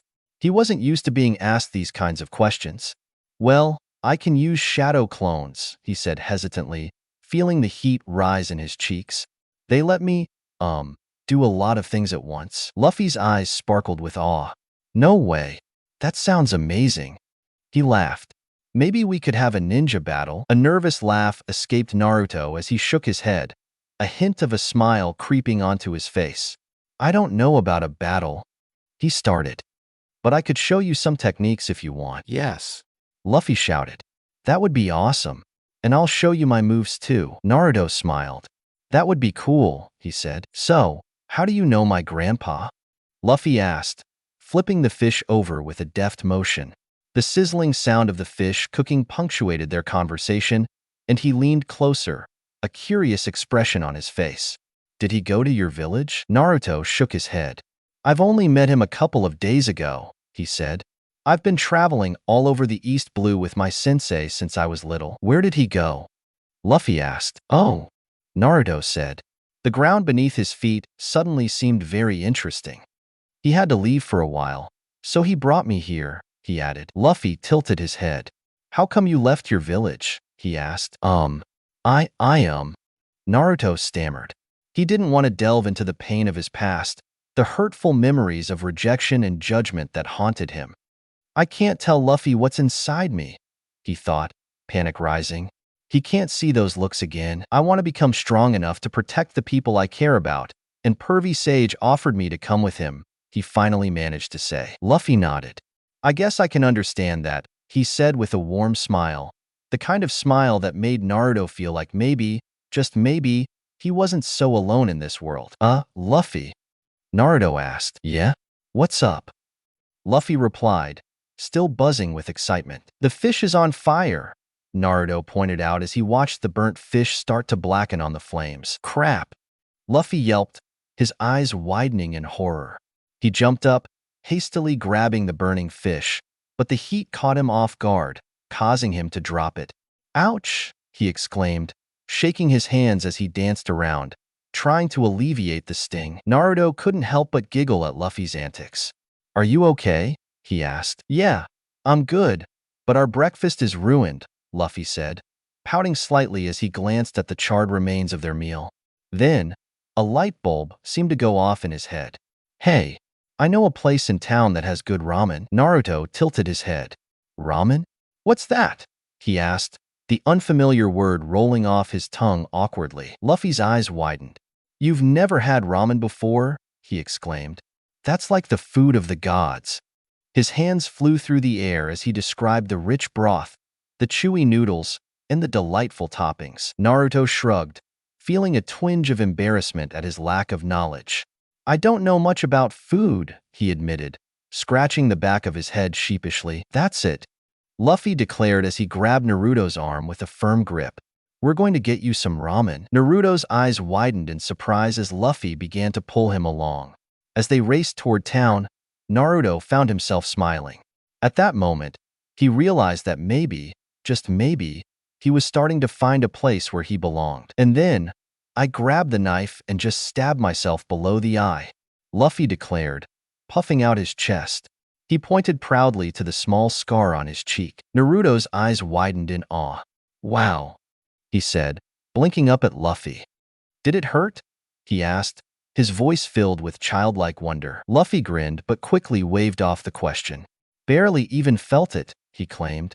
In truth, he had cried until Shanks handed him a glass of milk to calm him down. Naruto's admiration only grew. Whoa, Luffy, you're so cool, he exclaimed. His gaze then shifted to the straw hat perched on Luffy's head, the one he seemed to never be without. Hey, why do you always wear that hat? Naruto asked. Luffy reached up to touch the brim, his fingers brushing against the worn straw like. Someone gave it to me a long time ago, Luffy explained. It's my treasure. Naruto tilted his head. Treasure? Does it have gold in it? He asked innocently. Luffy shook his head with a chuckle. No, nothing like that, he said, waving off the idea of treasure. I'll tell you about it later. Right now, we're here. His eyes lit up with excitement as he grabbed Naruto's wrist, tugging him toward the entrance of a pub nestled in the heart of the village. "Come on, Naruto. I want you to meet some people." Naruto stumbled slightly, barely able to keep up with Luffy. The pub doors swung open, and the warm, lively atmosphere hit Naruto like a wave. Inside, the sounds of laughter and the clinking of glasses filled the air, mixed with the delicious aroma of food cooking in the kitchen. Naruto hesitated for a moment, his body tensing instinctively. He had been in places like this before. Back in Konoha, drunken villagers had often picked fights with him, hurling insults or worse, trying to beat him up when no one was looking. But this pub, it felt different. "Hey Luffy, it's been a while." A girl with vibrant green hair made her way over, her bright smile lighting up her face as she wiped her hands on her apron. "Hi, Makino." Luffy grinned back. Without missing a beat, he and Naruto hopped up onto two bar stools. Makino's eyes shifted to Naruto, her smile softening as she took in his slightly shy demeanor. "And who's this little friend of yours?" she asked. Naruto blinked, momentarily taken aback by her kindness. He wasn't used to this. "My name is Uzumaki Naruto, ma'am," he finally managed, his voice a little shaky. He straightened up slightly in his seat. Makino's expression softened. "It's nice to meet you, Naruto," she said with a gentle smile that put him at ease. "You've got good manners, huh?" She winked at him before turning to Luffy. "What can I get for you boys this morning?" "2 bowls of large miso ramen," Luffy shouted, his excitement bubbling over as he bounced up and down in his seat like an excited child. Makino chuckled, shaking her head fondly at Luffy's antics. All right, she said with a laugh. 2 bowls of large miso ramen coming right up." She turned toward the kitchen, calling out, "Dad, I am." 2 large bowls of miso ramen, stat. Naruto watched her, his stomach already growling in anticipation at the thought of warm food. He hadn't realized how hungry he was until now. Makino turned back to the boys, leaning on the counter with a smile. "It'll be out in a few minutes, boys. Sit tight." Luffy couldn't contain his excitement. He turned to Naruto. "Naruto, I'm telling you, this is the best food you'll ever taste," he said. "Really?" Naruto asked. "Pervy Sage and I always stayed in the forest, so I think the meat out there is really good." "Well, then it's a good thing you're trying ramen," Luffy said with a laugh. "You'll see. It's way better than anything you've had out in the woods." Just then, Makino reappeared, carrying 2 large steaming bowls of ramen. She placed them in front of the boys, the aroma filling the air and making Naruto's stomach growl even louder. "This smells so good," Naruto whispered, mesmerized by the rising steam. He picked up his chopsticks and took his first bite. The rich flavor of the miso broth and perfectly cooked noodles exploded on his taste buds. His eyes widened in astonishment. "This is the best thing I've ever eaten," Naruto exclaimed, turning to Luffy in shock. "You're right. This is the food of the gods." Luffy laughed, delighted at Naruto's reaction. "See? I told you," he said as he dug into his bowl, slurping up noodles with gusto. Naruto couldn't help but smile as he took another bite. The warmth of the ramen spread through him, filling not just his belly but something deeper, something that made him feel comforted and happy. After they finished their bowls of ramen, both boys sat back with contented sighs, their bellies full. Naruto had never felt so satisfied after a meal, and the warmth from the food made him feel relaxed and happy. Luffy stretched his arms over his head and grinned. "All right, Naruto," Luffy said, standing up suddenly. "I'm gonna show you the best view on the whole island." Naruto perked up. "Really? The best view?" he asked, excited. Luffy nodded eagerly. "Yup. You'll love it," he said, already heading for the door with his usual boundless energy. Naruto scrambled after him, but Luffy's longer strides quickly put distance between them. Naruto's little legs tried their best to keep up, but Luffy was so fast. "Luffy," Naruto called out, breathing heavily. "Can you slow down?" Luffy skidded to a halt, blinking in realization as he turned back to Naruto. Without a word, he crouched down, offering his back to the younger boy. Naruto stared in confusion. "What are you doing?" he asked. "Get on," Luffy said simply. Naruto blinked. "You want me to get on your back?" he asked. No one had ever offered to carry him like this. Well, no one besides Pervy Sage and the old man Hokage, and even then, It was only during rare moments when Naruto was too exhausted to keep going. Luffy turned his head. Sure, he said. It'll be faster that way, and I want to show you this view before it gets too late. Naruto felt a warmth in his chest at Luffy's casual kindness. He hesitated for a moment, glancing at the ground before finally nodding shyly. Slowly, he stepped forward and wrapped his arms around Luffy's neck. As Luffy stood up, Naruto's feet dangled in the air, but he didn't feel scared or anxious. "Oh, right," Luffy said suddenly. He reached up and took off his straw hat. With a grin, he placed it gently on Naruto's head. "Hold that for me, would ya?" Naruto's eyes widened in surprise as the hat settled on his messy blonde hair. He blinked a few times, staring at the wide brim that shaded his face. He touched the hat, feeling its rough texture. "Why are you giving me this?" Naruto asked quietly. Luffy grinned as he started walking again. "Because you're my friend," he said.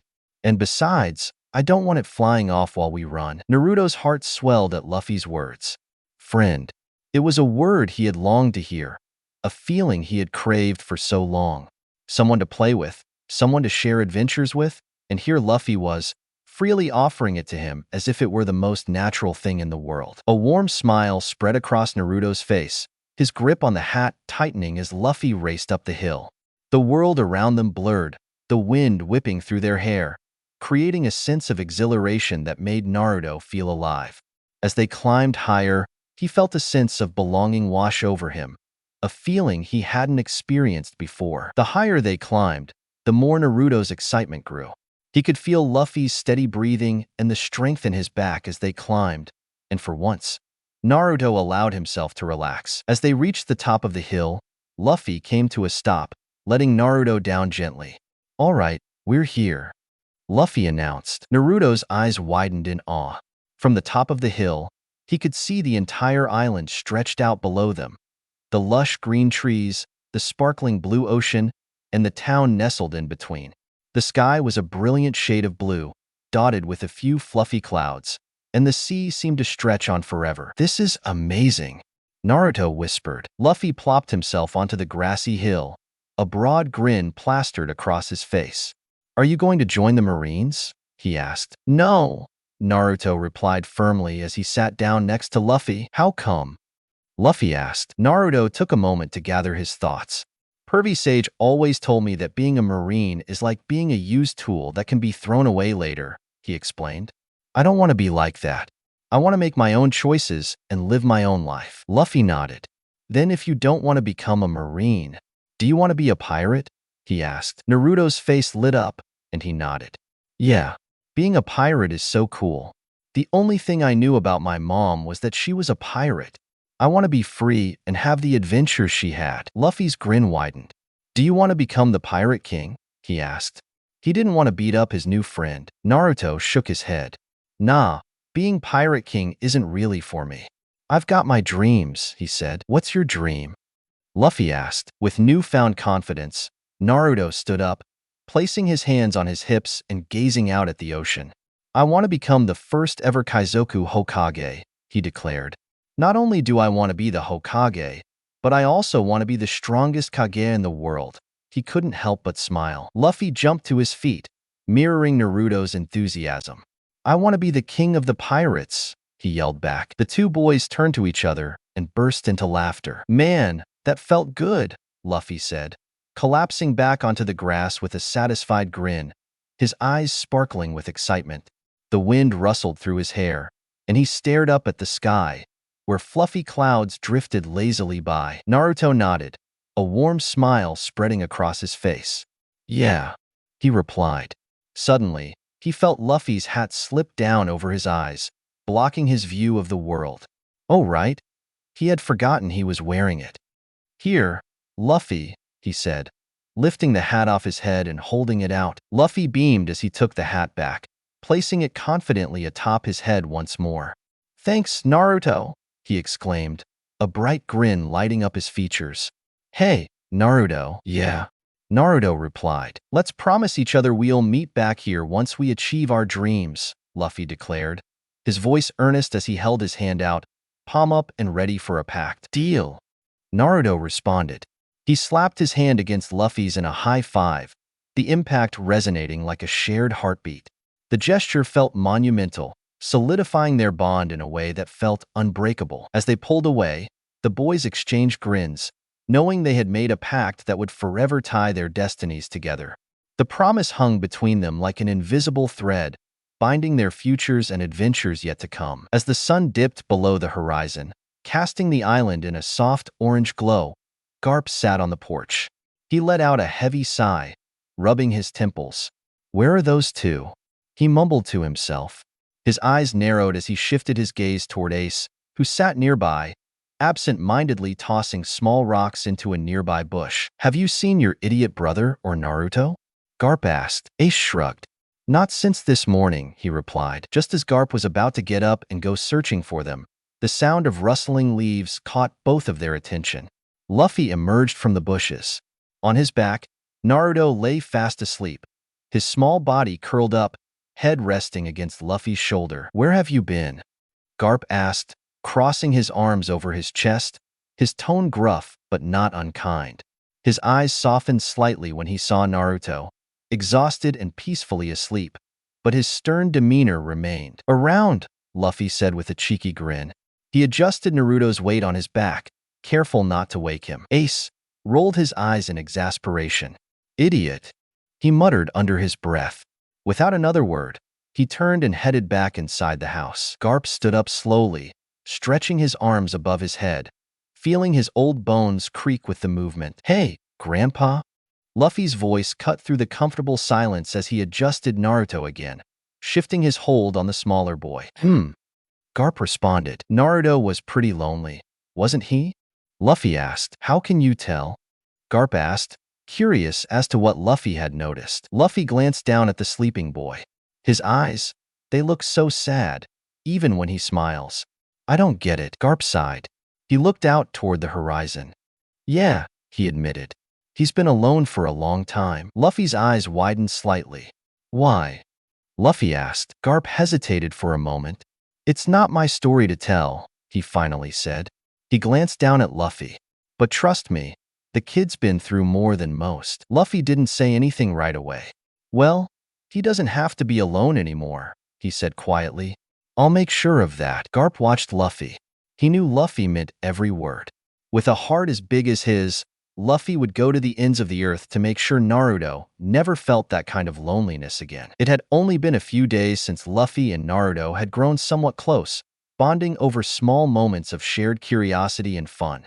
Luffy quickly accepted Naruto like a little brother, dragging him along on his adventures around the island. But there was one person who made Naruto keep his distance. Ace. The eldest boy had a strong presence, the kind that reminded Naruto of the older shinobi in Konoha, the ones who would glare at him from a distance, whispering behind his back.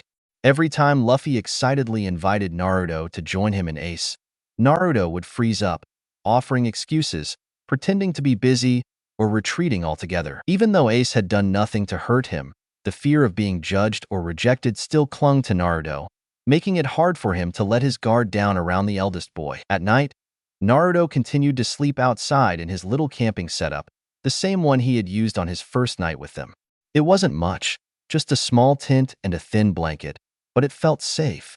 Luffy had tried to convince him multiple times to come inside. Garp, too, had made his efforts, grumbling about how a kid like Naruto shouldn't be sleeping out in the cold. Yet, Naruto refused each time with a small, polite smile. He liked the open air. It reminded him that, if things got out of hand or became overwhelming, he could easily slip away, unnoticed. The thought of being trapped inside a house made him uneasy. That night carried the gentle hum of the island around him as he sat by his campfire, flipping through the scroll that Jiraiya had given him. His focus was on the script. Suddenly, a voice broke the stillness. "Hey, kid," came Garp's voice from behind, startling Naruto so much that he nearly dropped the scroll. "Geez, Gramps," Naruto mumbled, his heart pounding as he pressed a hand to his chest. "You scared me." Garp chuckled. "Sorry, son. Didn't mean to sneak up on you. Just wanted to check on how you were doing." Naruto straightened up. "Oh, I'm doing pretty well," he said, plastering on a confident smile. "I've got my camp, and I've been reading the scroll Pervy Sage gave me. Garp let out a hearty chuckle. That name sure does fit him, he said. Crazy old man's got more quirks than I can count. Naruto grinned. Yeah, that old man sure does, he said with a chuckle. Oh, and one more thing, Garp added. We've got your first training session tomorrow morning. Naruto's eyes widened, his whole face lighting up with excitement. Really? He exclaimed, practically bouncing on the spot. Finally, I've been waiting for this. I can only do so much from the scroll. Garp smirked but held up a hand to temper his excitement a little. Now, don't get ahead of yourself, kid. Remember, I can't teach you all that ninja stuff you and that perverted old fool can do, he said. You'll have to work on those moves in your own time. Naruto tilted his head. Then what are you gonna teach me, Gramps? Garp crossed his arms. I'm gonna teach you how to build up your endurance and strength and toughen you up a bit. You've got some fight in you, but there's more to being strong than fancy tricks. You need to get stronger, tougher, like steel. And I'm gonna make sure of that. Naruto's eyes sparkled with excitement. I see, he mumbled, trying to contain his enthusiasm. I can't wait. We'll see, kid. We'll see. Just don't go running off crying when the training gets tough, Garp warned. Naruto grinned widely. Don't worry, Gramps, he said. I can handle anything you throw at me. All right, calm down before you wake the entire house up, Garp said. Oh, right, Naruto said as he realized he might have gotten carried away. Sorry, he mumbled, a sheepish smile creeping onto his face as he rubbed the back of his neck. Garp chuckled softly. He reached out and affectionately ruffled Naruto's hair. Get some sleep, kid, Garp said. Tomorrow's going to be a big day. Naruto nodded. Yeah, I will, he replied. As he settled back onto his blanket, the crackling fire casting dancing shadows around him, Naruto felt a mix of nerves and exhilaration. The thought of tomorrow filled his mind. The early morning light, the promise of rigorous training, the chance to prove himself. As he closed his eyes, the sounds of the night enveloped him. The gentle rustle of leaves, the distant call of a night bird, and the soft crackle of the fire. With Garp's words echoing in his ears, Naruto drifted into a peaceful sleep. The next day, Naruto woke up bright and early. All right, training day, he shouted to himself, a grin spreading across his face as he leaped out of his sleeping sack and quickly got dressed, tugging on his orange jacket and fastening his headband in place. Naruto dashed toward the nearby river, knelt and splashed the cold water onto his face. He quickly brushed his teeth. His hands moved quickly as he cleaned up and prepped a simple breakfast from the meat and herbs he got the other day. He scarfed it down as fast as he could, barely tasting it, too eager to get started with the day. Once he finished, Naruto stood up and glanced toward the horizon, expecting the first rays of sunlight to greet him. But instead, the sky remained dark, with no signs of dawn yet. He frowned slightly, realizing just how early it was. Oh, man, Naruto mumbled, gazing up at the dark sky, his brow furrowed. The stars still shone brightly overhead. Gramps is probably still asleep. He let out a sigh. He shrugged off the disappointment. Guess I'll just get a head start, he said to himself. I can still do my training with the scroll Pervy Sage gave me. With renewed determination, Naruto grabbed the scroll and put it into his pocket. Then, he formed the familiar hand sign. In a puff of smoke, 100 or so shadow clones filled the clearing around him. All right, everyone, Naruto shouted. The clones all snapped to attention. Today's our first official day of training, Naruto declared as he pointed to the distant mountain peak looming in the early morning shadows. So let's race to the top of the mountain. The clones erupted in cheers, their voices a unified chorus. Yash, Naruto smiled. That's what I'm talking about, he said. The last one there has to do 100 push-ups and sit-ups. He crouched down. Ready, set, Naruto shouted. He glanced up at the peak. Go, he yelled. And with that, he and his clones ran towards the mountain. Garp yawned deeply as he stepped out onto the porch, the cool morning air brushing against his skin as he stretched his massive arms above his head. Ah, what a beautiful day, he muttered to himself. Perfect day to beat up those brats, he added with a chuckle. As he stood there, something odd began to happen. The porch beneath him trembled slightly, almost like a faint earthquake, growing stronger with each passing second. Garp's eyes narrowed in confusion. Huh. He glanced around, trying to figure out what was going on.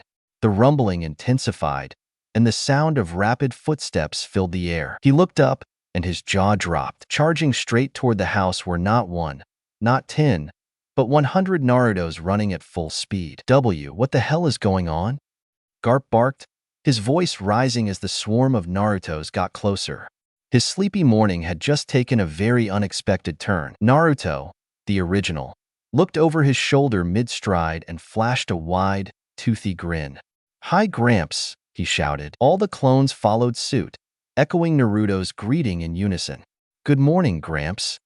It was like being greeted by an army, and Garp felt his eye twitch slightly from the sheer absurdity of it all. Hi, kid," Garp replied, scratching the back of his head in confusion as he tried to wrap his mind around the situation. "Why are there so many of you? I'm racing to the top of the mountain." Naruto yelled back, "I'll talk to you later, Gramps."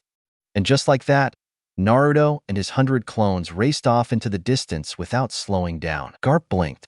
For a few moments, he just stood there, his mind trying to catch up with what had just happened. How in the hell does that kid have that much chakra? Garp muttered under his breath. With a heavy sigh, Garp shook his head. "I think it's too early for this crap," he grumbled. He turned on his heel, rubbing his face with his hand as he trudged back into the house. "I'm going back to bed," he mumbled to himself. As the door closed behind him, Garp couldn't help but chuckle under his breath. "Kid's gonna be something else?" he muttered. "Haha, I made it first." Naruto shouted triumphantly as he threw himself onto the ground, laughing uncontrollably. His chest rose and fell with each breath as he grinned up at the sky, feeling a rush of accomplishment from winning the race. Though, technically, there was no one left to compete with. "Looks like you owe me 100 push-ups," he called out to no one in particular. After a moment of silence, he let out a sigh of satisfaction, but as always, his energy surged back.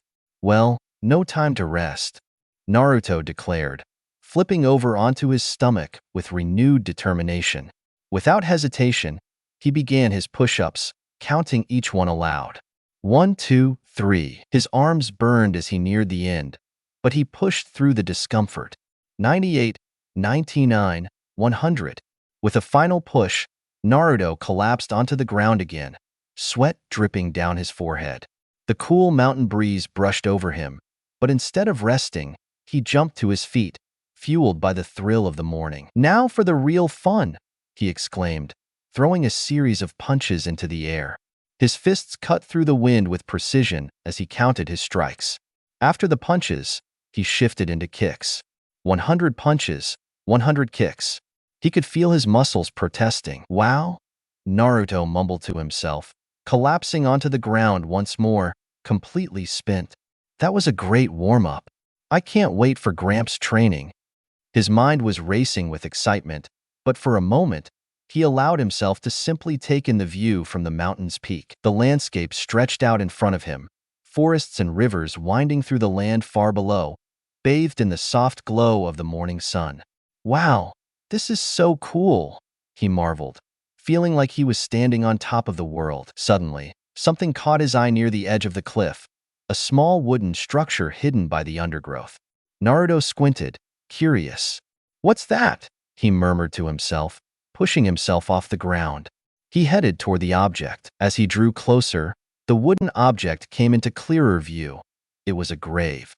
Naruto's expression softened. "Oh, I should pay my respects," he said quietly, bowing his head slightly as he stood in front of the grave. He took a deep breath and bent down to read the engraving etched into the wood. "Sabo," he read aloud. "He sounds pretty cool."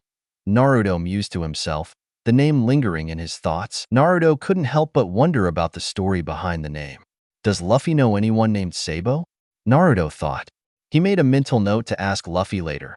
It felt like something important, and Naruto always trusted his instincts when it came to these things. With a newfound goal, Naruto took one last glance at the grave before spinning on his heel and racing down the mountain, his feet barely touching the ground as he made his way back toward Dayton's place. "Come on, you stupid old man. Why do we have to wait for that brat anyway?" Ace grumbled, crossing his arms over his chest in irritation, kicking at a stray pebble. "He'll only slow us down," he muttered under his breath. Garp sighed. "Ace," he began. "The kid's been here for a couple of weeks now. You need to start giving him a chance. Besides, that kid is quite strong." Ace rolled his eyes in response. "Yeah, right," he thought. There was no way some outsider kid who showed up out of nowhere could match their level. He refused to believe it. "Grandpa's right," Luffy chimed in, swinging upside down from a low-hanging tree branch, his wide grin stretching from ear to ear. He hung there, legs hooked around the branch as if gravity had no hold on him. "Naruto's super cool, I can tell. Always the optimist, aren't you, Luffy?" Ace asked, raising an eyebrow as he glanced over at his younger brother. Luffy tilted his head. "What's that?" he asked innocently, blinking up at Ace from his upside-down position. Before Ace could explain, the sound of rustling bushes caught their attention. From the dense foliage emerged Naruto, stumbling out of the underbrush, his outfit smeared with dirt, and his face and arms covered in scrapes and bruises.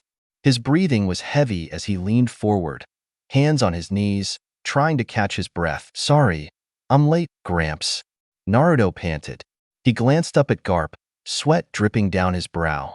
"I ran here as fast as I could, but I don't remember where Grandma's house is," he added sheepishly, rubbing the back of his neck with an embarrassed chuckle. Garp chuckled warmly. "It's all right, son," he reassured Naruto. Naruto straightened up, tugging on his collar as if trying to loosen something. "And it doesn't help that these weights Pervy Sage put on me are slowing me down," he said. "Weights?" Garp's eyebrows shot up in surprise. "At your age?" Naruto nodded. "Yeah, they're only 2 pounds each," he said, pulling at the sleeves of his jacket to reveal small, discreet weight seals on his wrists and ankles. "Pervy Sage put them on me before we left the last island, but that stupid old geezer forgot to teach me how to take them off." His face scrunched up in a pout. Garp let out a thunderous belly laugh, slapping Naruto's shoulder with enough force to nearly knock the boy over. "Huh, that's Jiraiya for ya," he said. "Don't you worry, kid. Once I'm done with you, those puny weights will feel like nothing." Naruto's eyes sparkled with excitement. "Really? I'm up for anything," he declared, fists clenched with anticipation. Luffy tilted his head in confusion. Grandpa, what are you talking about?" he asked. "Same here," Ace added, crossing his arms with an annoyed expression. "Oh right, I forgot," Garp said, reaching down to ruffle Naruto's spiky hair. "Naruto here is a shinobi." Luffy's eyes widened with excitement. "Oh yeah, I remember now," he said, flipping off the branch and landing beside Naruto. "He talked about it a couple of weeks ago, but, what's a shinobi again?" he asked, scratching the back of his head. Both Garp and Ace groaned, smacking their foreheads in unison. "A shinobi," Garp began with a patient sigh, "is a special rank in the Navy." "Why are they special, you ask?" "Because they're born with a thing called chakra. That's their life force.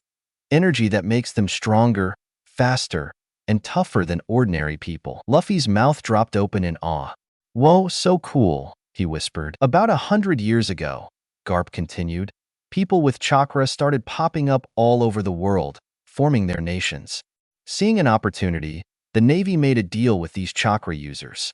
They allowed them to form their ranks, separate from the Navy, and in exchange, they'd help us with missions that required stealth and precision. Shinobi are trained assassins, experts at sneaking around and taking out enemies before anyone even knows they're there." Ace's eyes narrowed in thought. "So, they're kind of like hunters?" "Something like that," Garp said. "There are 5 great nations where most shinobi come from, and each of them has their base of operations. Here in the East Blue, we're connected to one of those, the Land of Fire," Naruto shouted, cutting Garp off. He puffed his chest out proudly. "And the city is the village hidden in the leaves. That's where I come from," Garp chuckled. "That's right. And the leaders of those villages are called Kage, or shadows. They hold the highest rank in the shinobi world." Naruto grinned. "And I'm gonna be better than all of them," he announced boldly. Ace couldn't help but burst out laughing, clutching his stomach as he bent over. "You? Better than a Kage? That's the funniest thing I've heard all day," he howled. Naruto's face darkened, and he clenched his fists, the heat rising in his cheeks. It's not a joke, he shouted. I'm serious. I'm going to be better than all of them. Ace wiped a tear from his eye, still grinning. Yeah? I'd love to see you try, Shrimp. Naruto blinked, momentarily stunned. Shrimp? He repeated, glancing at Garp and Luffy for confirmation. That's when it hit him. He was the shortest one here. Don't call me Shrimp, you team, he yelled. I'll kick your ass. Garp blinked. That's what sets you off, he muttered under his breath. Ace just smirked, his arms crossed smugly. Bring it on, Shrimp. Before Naruto could lunge at him, Garp clapped his hands together, the sound echoing like a cannon blast. All right, that's enough talking, he barked, his voice carrying the weight of command. You're the one who kept talking, Ace muttered under his breath, but he quickly shut his mouth when Garp gave him a look. Let's get to training, Garp announced, a wicked grin spreading across his face. Naruto's grin returned. All right, I'm ready. Before we get too excited, Garp interrupted. Naruto, do you remember what you did wrong in your fight with Ace and Luffy earlier? Naruto scrunched his face. I was too slow, he finally muttered. My shadow clones kept slowing me down. Garp raised an eyebrow. And why's that? He asked. Naruto tilted his head, racking his brain for the answer. Because I kept making too many hand seals, he ventured. Garp gave a small nod. That's right, he confirmed. From what Jiraiya's told me in his letters, you use those clones as a key part of your fighting style, right? Naruto perked up at the mention of Jiraiya, his eyes lighting up. Yep, he answered with enthusiasm. Pervy Sage tried teaching me different fighting styles, but none of them felt right by themselves. So, instead of picking just one, I decided to use all of them. He grinned proudly, puffing out his chest. And I can do that because of my shadow clones. Garp's eyes widened slightly in surprise. That's some clever thinking, kid. Not many brats your age would have thought of something like that. Naruto beamed at the praise, practically glowing. But, Garp continued, what's the point of using those clones if they're slowing you down? Naruto's grin faltered for a moment. He glanced at the ground, biting his lip. Well, he muttered. I guess. I don't know. He shrugged. Garp patted Naruto on the head. It's all right, kid. That's why you're here. So we can hammer that into you. Your shadow clones need to be more than just copies. They need to feel like an extension of yourself, like an extra arm or leg, moving the way your body does without needing to think about it. Naruto tilted his head. But Gramps, how am I supposed to do that? Garp's grin widened. Follow me, boys. He barked. Without another word, he turned and led the trio across the grounds. The four of them walked a short distance until they came to a wide clearing surrounded by towering trees. With this, Garp declared, gesturing proudly toward a monstrous obstacle course sprawled out before them. Naruto's jaw dropped. The course was massive. Punching machines with mechanical arms swung in timed intervals, giant walls stretched high into the sky, tight ropes snaked between platforms, and thick logs dangled on vines, swaying dangerously in the wind. There were climbing nets, swinging bridges, and deep mud pits scattered across the field. Whoa!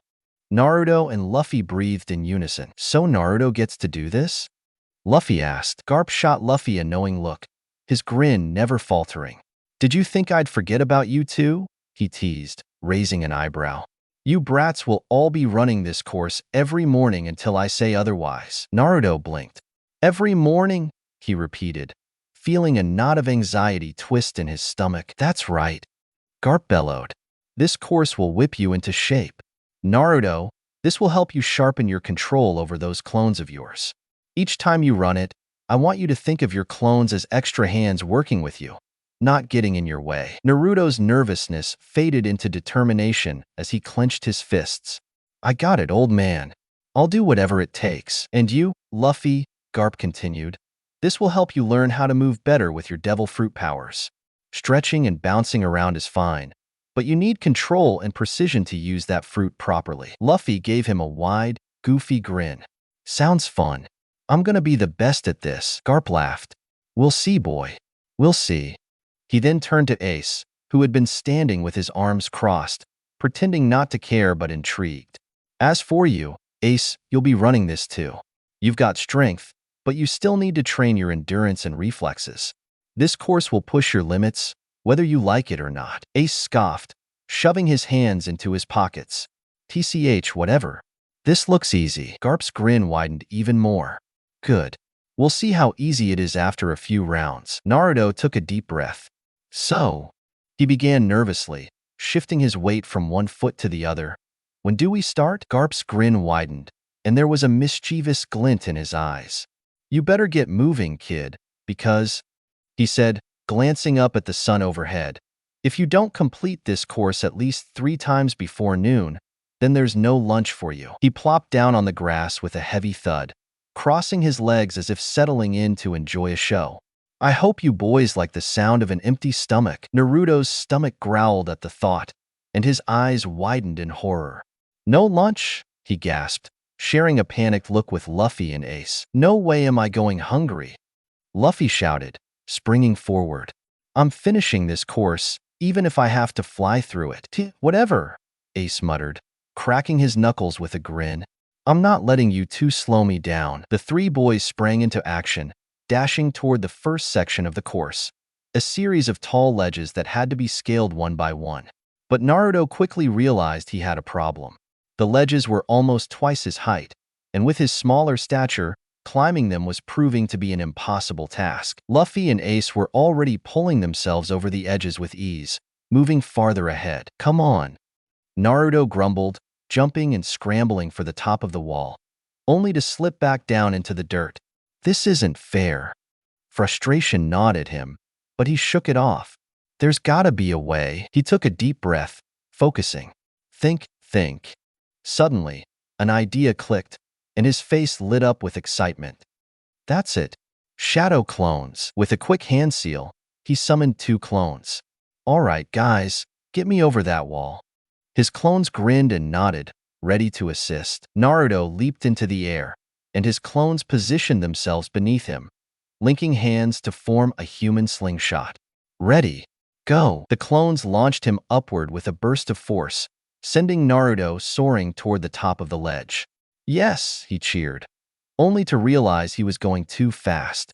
He slammed face first into the wall with a loud thud, sliding back down into the dirt in a daze.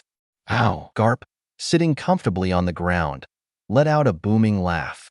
Huh, that's what happens when you rush, brat, Naruto groaned, rubbing his head. Okay, round 2, he muttered, determined not to let the wall beat him. Over the next several attempts, Naruto kept adjusting his timing with the clones, inching closer to success with each try.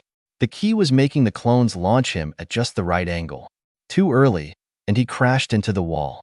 Too late, and he fell short. Focus, he whispered to himself, narrowing his eyes. We can do this. Finally, Naruto and his clones got it right. Now, he shouted. The clones launched him perfectly this time, sending him flying over the ledge. He twisted midair, landing on his feet with a triumphant grin. Huh, take that, wall. From his spot in the grass, Garp nodded approvingly, stroking his chin. Humph, not bad. He's got the brains to come up with new strategies, and the guts to keep trying until it works.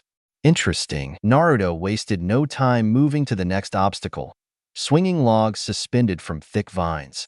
This time, he summoned more clones to spread out along the course, timing their movements in perfect synchronization. When one of the logs came swinging toward him, his clones grabbed it and used the momentum to hurl Naruto forward, sending him flying over the next set of obstacles. Garp's grin widened as he watched Naruto in action. Meanwhile, Luffy was having the time of his life, stretching his rubber arms to swing from vine to vine like a jungle adventurer. Woohoo! This is awesome, he shouted, grinning wildly. You're crazy, Naruto yelled as Luffy zipped past him, but he couldn't help laughing too. Ace, further ahead, effortlessly climbed the walls and sprinted across narrow beams. Hurry up, slowpokes, he called back smugly. I'll be done before you even finish your first lap. We'll see about that, Naruto growled, determination blazing in his eyes. He summoned more clones, using them to speed through the course with increasing confidence. He stumbled a few times, getting smacked by a swinging log and landing in a mud pit, but each time, he got back up, more determined than before. His body was aching, but he ignored the pain, focusing only on getting better with each try. Garp sat back, watching the boys push themselves. These kids, he muttered to himself, a rare look of pride softening his usual stern expression. They've got what it takes. They just don't know it yet. As Naruto propelled himself through the final stretch of the course, his timing with his clones improved dramatically. Each movement felt smoother, more natural, as if the clones were an extension of his body. He wasn't just throwing clones out randomly anymore. He was using them with purpose. By the time he crossed the finish line, covered in mud but grinning from ear to ear, Garp gave him a nod of approval. Good job, kid. That's what I like to see. How'd I do? Naruto asked, panting as he wiped the sweat from his brow. Not bad for a shrimp, Ace teased, crossing his arms with a smirk. Call me that one more time and I'll… Naruto began. But Garp clapped his hands, cutting him off. All right, enough yapping. You still need to finish 2 more laps if you want to eat. 2 more. Naruto groaned, already feeling his muscles scream in protest. Luffy, still hanging from a vine, grinned. This is fun. Race you to the finish, Naruto? Naruto grinned despite himself, his exhaustion momentarily forgotten. You're on, Luffy. And with that, the 3 boys dashed back toward the start of the course, ready for round 2, determined, competitive, and hungrier than ever. From his seat on the ground, Garp chuckled. These brats are gonna make me proud, one way or another. Naruto, Ace, and Luffy all lay on the ground covered in sweat and bruises. That was the hardest thing I've ever done, Luffy said. And we don't even get lunch? Ace mumbled. Naruto looked up at the sky. He was getting better with his clones. He hardly thought about using hand seals while doing the course. Was that what Gramps was talking about? Hey, Naruto. Luffy began as he glanced at Naruto. Naruto turned his head. Yeah, he asked. You did well today, Luffy said with a grin. You're a lot stronger than I was at your age, he said as he laughed. Because you were a crybaby? Ace said. You would follow Sabo and I all the time. Naruto blinked. Sabo? He tilted his head. Where had he heard of that name? Naruto's eyes widened. You guys know Sabo? He asked. The 2 older boys froze. How do you? Luffy began. While I was on the mountain I saw Sabo's grave. Naruto said. Did you know him? Was he cool? He seemed pretty cool when Suddenly, Ace delivered a swift and forceful punch directly to Naruto's face without warning. The blow was so powerful that Naruto couldn't maintain his balance and fell to the ground, stunned and dazed by the unexpected attack. Ace glared at Naruto. Don't say that name like you know him, he yelled. Naruto's eyes widened. Those eyes, just like, I am sorry, he said as he scrambled to his feet and ran away. Naruto, wait. Luffy said. Luffy. Ace growled. What the hell? Luffy asked as he grabbed Ace's collar. Why did you punch him? Why are you so nice to him? Ace asked as he grabbed Luffy's hand and pushed it away. That kid is He's not Sabo, Luffy said. I don't care what the hell he is, Ace said. He's annoying and needs to run back to his mommy, he added as he turned and headed to Dayton's place. Luffy took a deep breath and glanced toward the woods where Naruto had fled. I gotta find him, Luffy whispered to himself. Without another word, he dashed off into the forest, following the path Naruto had taken. Naruto's mind was a chaotic storm. His cheek still throbbed where Ace's punch had landed. Run back to your mommy, he clenched his fists, but he furiously wiped them away with the back of his sleeve. It's not like I have a mom to go back to anyway, he whispered bitterly to himself. Stupid Ace, Naruto muttered under his breath as his feet pounded against the dirt trail. He had touched a nerve, poked at a memory that hurt Ace more than words could describe. And now, he was running. The only thing he knew how to do when the weight of the world became too much to bear. Naruto's legs burned. Finally, he stumbled into a small clearing and skidded to a halt. Hands on his knees, he gasped for air, sweat dripping down his face. His muscles ached from training, but he didn't care. With a frustrated sigh, he plopped down onto the grass, wrapping his arms tightly around his knees and pulling them to his chest. Why does it always end up like this? Naruto whispered. No matter what I do, people always push me away. He sniffled, biting his lip to hold back more tears. Suddenly, the sound of footsteps broke the silence, light and fast, closing in quickly. Naruto stiffened, wiping his face as he turned his head just in time to see Luffy burst through the tree line, panting but determined. "There you are," Luffy called, coming to a stop a few feet away, bending slightly as he caught his breath. "Go away," Naruto shouted. He glared at Luffy, wishing he'd just leave him alone. "I don't want to talk to anyone." "No way," Luffy said, folding his arms. "I'm not leaving you alone." Naruto clenched his fists even tighter. "Why?" he demanded. "Why do you care? I mess everything up? Everyone always hates me." "Because I'm your friend," Luffy said. Naruto blinked, his breath catching. The word friend felt foreign, like something distant and unfamiliar. "What?" Naruto whispered, his guard beginning to crack, confusion flickering across his face. "You're my friend," Luffy repeated. "And I don't leave my friends behind." Naruto swallowed hard, his chest tightening. Luffy said it so easily, like it was the most obvious thing in the world. No one had ever stuck around like this before, not after seeing how much of a mess Naruto could be. For a moment, the walls Naruto had built around his heart felt thinner, more fragile. "But why did Ace punch me?" Naruto asked. "Why did he look at me like that, like I was some kind of monster?" His gaze dropped to the ground, afraid to meet Luffy's eyes. Luffy crouched down beside him, resting his elbows on his knees as he looked Naruto in the eye. "Ace didn't mean it," Luffy said. "He's just hurt. You didn't do anything wrong." Naruto frowned. "Does he need a doctor?" he asked. Luffy gave him a small smile. "Come on, I want to show you something," he said suddenly, standing up and brushing the dirt off his shorts. Naruto tilted his head. "Right now?" he asked. Luffy nodded enthusiastically. "Yeah. Can you walk? Or do you want me to carry you?" Naruto's face flushed, a tinge of embarrassment creeping in.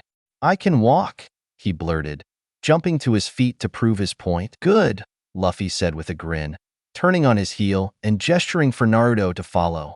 "Let's go." Naruto trailed behind Luffy as they walked through the familiar forest path, the same path Naruto had taken earlier in the day. When they reached the peak of the mountain, Naruto's eyes widened in surprise.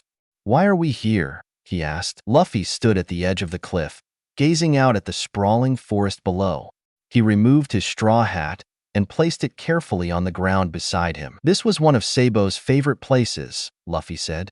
"That's why we buried him here. When things got bad, or when we needed to feel free, we'd come up here. It was like nothing could hurt us up here." Naruto followed Luffy's gaze. He could imagine Sabo standing here, maybe with Luffy and Ace, looking out at the same view and dreaming of freedom. "How did you guys meet?"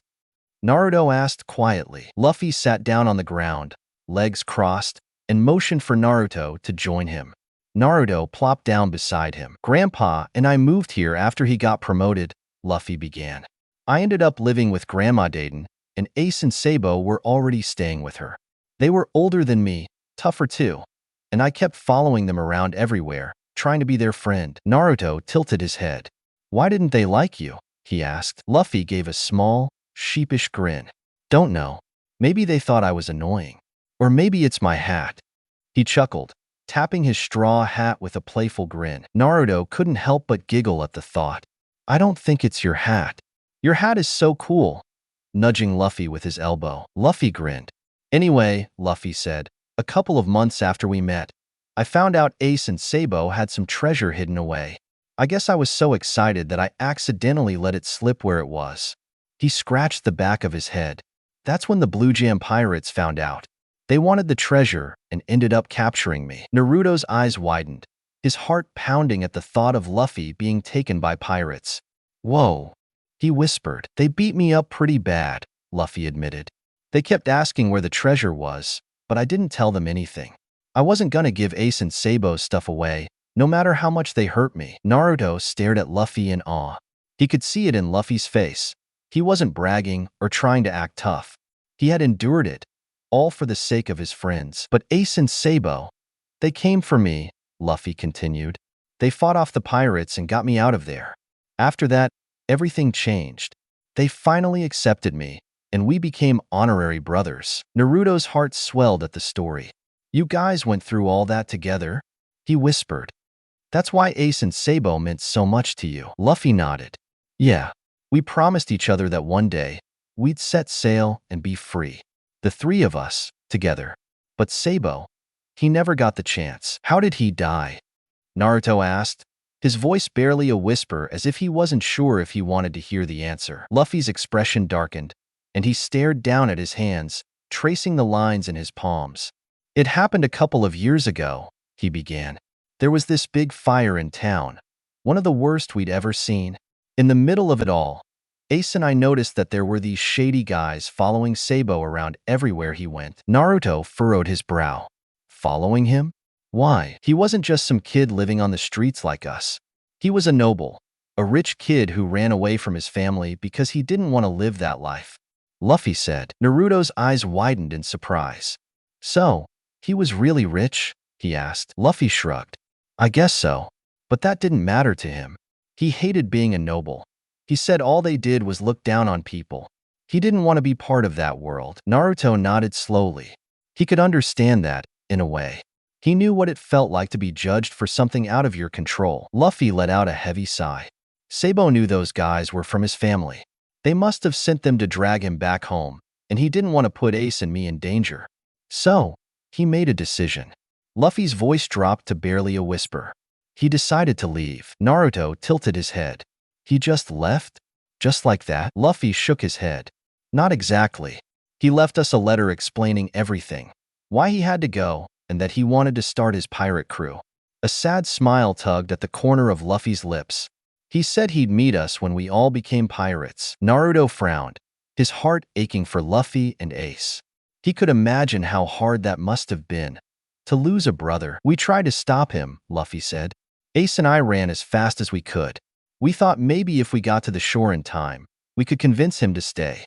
But by the time we reached the coast, it was too late. Sabo's ship was already sailing away, far out into the ocean. Naruto's eyes widened, hanging on to every word. He could see it in his mind. The fear as Luffy and Ace stood helpless on the shore, watching their brother disappear. And then, Luffy's voice broke for a moment, and he had to pause to collect himself. Then, we saw it. A ship fired a cannon straight at Sabo's boat. It exploded right in front of our eyes. Naruto felt a chill run down his spine. His ship? It was blown up? He echoed, his voice barely above a whisper. Luffy nodded. We were too far to do anything. We just stood there, watching as the ship went up in flames. His shoulders trembled slightly as he continued. Ace tried to jump in, tried to swim out to where the wreckage was, but I held him back. There was nothing we could do. Nothing. Naruto's heart ached for Luffy and Ace. The thought of losing someone so suddenly, so violently, that was something Naruto couldn't even imagine. After that, Luffy whispered, Ace changed. He became obsessed with getting stronger. I guess I did too, in my way. We promised each other that we'd honor Sabo by going to sea when we turned 17. That was the only thing we could do to keep his memory alive. Naruto stared at the ground. I'm so sorry, Luffy, he whispered. Luffy shook his head. Don't be. It's just, it still hurts, you know? Even after all this time. Naruto stood up slowly. As he shifted, he felt the familiar weight of a water bottle in his pocket. Pulling it out, he walked over to the small Sabo's grave, twisted the cap, opened it, and began pouring the water onto the grave. Luffy tilted his head, blinking in confusion. What are you doing? He asked softly. Naruto smiled. You've worked hard, Sabo, Naruto whispered. I don't know you, and I know we just met in a way, but I promise to look after Ace and Luffy while you're gone. He paused, setting the empty bottle down beside the grave. Then he grinned, his expression filled with determination. Okay, bro. Luffy's breath hitched, his eyes widening in disbelief. The lump in his throat grew tighter. And Naruto, why would you do that? Luffy asked. Naruto turned to him, the golden light of the setting sun illuminating his face, and for a moment, he looked like the sun itself. Sabo and I share something, Naruto said quietly. Sabo left, so he could protect you and Ace. That's what real strength means, to protect the people you care about, no matter what it takes. Luffy stared at Naruto. No one had ever spoken of Sabo like that before. It was always a painful memory, something everyone tiptoed around. But Naruto's words made it feel different, like Sabo's sacrifice wasn't just a tragedy, but something meaningful, something to carry forward. Naruto smiled again. Since Sabo and I share the same goal, he continued, his blue eyes sparkling with determination, I'll carry that promise with me. I'll protect you and Ace, just like Sabo wanted to. Luffy's heart swelled with emotion, and before he could stop himself, he grinned as tears began to flow. Jeez, he sniffled. Naruto crossed his arms, tilting his head with a grin. Don't cry, Luffy. I'll make sure Ace stops being such a jerk, too, he said confidently as if it were the easiest thing in the world. Luffy barked out a laugh. Thanks, Naruto, Luffy said, his voice softer now. Naruto gave him a thumbs up. No problem. That's what friends are for, right? Luffy placed his hat back on his head, the same grin spreading across his face. Yeah, right. Stop talking about him like that. Naruto and Luffy spun around, startled. Ace stood just a few steps away. Ace. Luffy began cautiously, taking a step toward him. Aces glared at them. What do you know, huh? He snapped, his gaze locked on Naruto. You think you can just come here and talk about Sabo like you knew him? Like you understand anything about what we went through? Naruto tensed, caught off guard by the intensity of Ace's anger. I was just trying to. Shut up. Ace barked. He took a few steps closer, and the hurt behind his anger became clearer in his voice. You don't get to act like you know what it's like to lose a brother. You don't get to make promises for him. Naruto flinched but didn't back away. His hands curled into fists at his sides. I know what it's like to feel alone, he muttered. Oh, yeah? Ace scoffed bitterly. And how's that supposed to help me? You think your words are going to bring him back? His voice cracked. Sabo's gone. He's gone, and nothing you say or do will ever change that. Luffy stepped between them as he placed a hand on Ace's shoulder. Ace, enough, he said firmly. Ace's eyes blazed with anger as he slapped Luffy's hand away. Why the hell are you always defending him? He demanded. Ever since he got here, it's like you care more about him than. He cut himself off. Luffy's expression softened. Ace, he began, but Ace wasn't finished. I don't want another brother, he spat, his voice dripping with disdain as he glared at Naruto. I don't need one. You know what? Naruto shot back. If this is what it's like to have a brother, then I don't want you. His voice rose. I've been treated like dirt my whole life. You think your words hurt me? Naruto scoffed, his eyes glistening with unshed tears. Think again, Naruto. Luffy started as he saw the pain etched on his friend's face. Sorry, Luffy. Naruto interrupted. He took a deep breath, steeling himself against the emotions swirling inside him. I'm leaving, he said, turning on his heel. With each step, the weight of his words felt heavier, pressing down on him as he walked toward Daiden's house. As soon as Naruto reached Daiden's house, he stormed into the small camp and began packing his belongings in a frenzy. He grabbed his tent and hastily folded it before stuffing it into his backpack. His sleeping bag followed. With a swift kick, he sent the embers of the small fire, the smoke curling up like his own frustrations. Hey kid, what the hell are you doing? A voice called out, startling him from his thoughts. Naruto turned around and saw Daiden standing on the porch, her hands on her hips. Oh, hi, Mountain Grandma, he mumbled. You going somewhere? Daiden asked. I'm leaving, Naruto replied, trying to sound more resolute than he felt. And where exactly are you going? Daiden pressed, stepping closer, her brow furrowed. Naruto shrugged, his shoulders slumping slightly. Don't know, he mumbled. You running away from something? Daiden asked as she observed him closely. I don't run away, Naruto shot back defensively, but the truth of the matter felt heavier in his chest. Looks like you're running away from me, Daiden said, taking a seat in front of the now dwindling fire. Naruto looked down, his fists clenching at his sides. No one likes me, he admitted quietly, his voice barely above a whisper. I like you, Daiden said simply. Naruto's eyes widened in disbelief. You do? He asked. You're lucky, kid. I don't say that to just anyone, Daiden replied, a smile creeping across her face. Naruto blinked. He had grown used to being rejected, often feeling like an outsider. Why do you like me? He asked. Daiden chuckled, her eyes crinkling at the corners. Because you're tough, kid. You don't give up, even when things get hard. That's a strength not everyone has. Naruto felt the warmth in her words seep into his heart. But I messed up. I can't do anything right. he confessed. Dayton shook her head. Listen, everyone messes up. But that doesn't mean you aren't worth anything. It means you're learning. You're still finding your way. Naruto absorbed her words. But Ace, he thinks I'm just trying to replace Sabo, he said. Maybe he just needs time, Dayton suggested. Grief does funny things to people. It twists their perspective. But you can't carry that weight on your shoulders. You have to find your path. Naruto considered her advice. So, you think I could be strong? He asked tentatively. Dayton nodded firmly.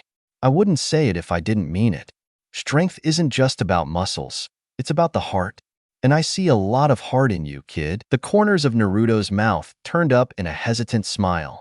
Thanks, Mountain Grandma, he said. Now, quit sulking and get your stuff unpacked. We've got work to do. Dayton said as she took his belongings inside, her movements brisk and decisive. Mountain Grandma, what are you doing? My camp is over there, Naruto exclaimed, pointing toward the fire pit he had so painstakingly set up. It's about time you start living in the damn house, Dayton retorted as she continued to haul his things inside. But what about? Naruto began. If that ace gives you any trouble, then tell me, and I'll have my bandits kick his ass, Dayton said. Naruto blinked, caught off guard by the fierce protectiveness in her tone. The idea of Dayton confronting Ace was both amusing and strangely comforting. You think they would? He asked. Dayton rolled her eyes. Of course. I've trained those idiots myself. They're tougher than they look. You just need to stand your ground. Naruto felt a wave of warmth wash over him. Okay, but I don't want you to get in trouble or anything, he replied, his brow furrowing in concern. Dayton waved her hand dismissively. Trouble? I thrive on trouble. Besides, I'm not some old lady who's going to sit around and let some punk kid mess with my boys. She leaned closer, lowering her voice as if sharing a secret. You just keep being yourself, and I'll handle the rest. Naruto felt a rush of gratitude. Thanks, Mountain Grandma, he said earnestly. Now get your butt inside. I'm not letting you sleep in that little tent anymore, Dayton commanded. As Naruto stepped inside, he couldn't help but feel a sense of relief. Maybe staying here wouldn't be so bad after all. Thanks so much for watching. I hope you enjoyed exploring this what if with me. If you did, please consider leaving a like and subscribing for more videos like this.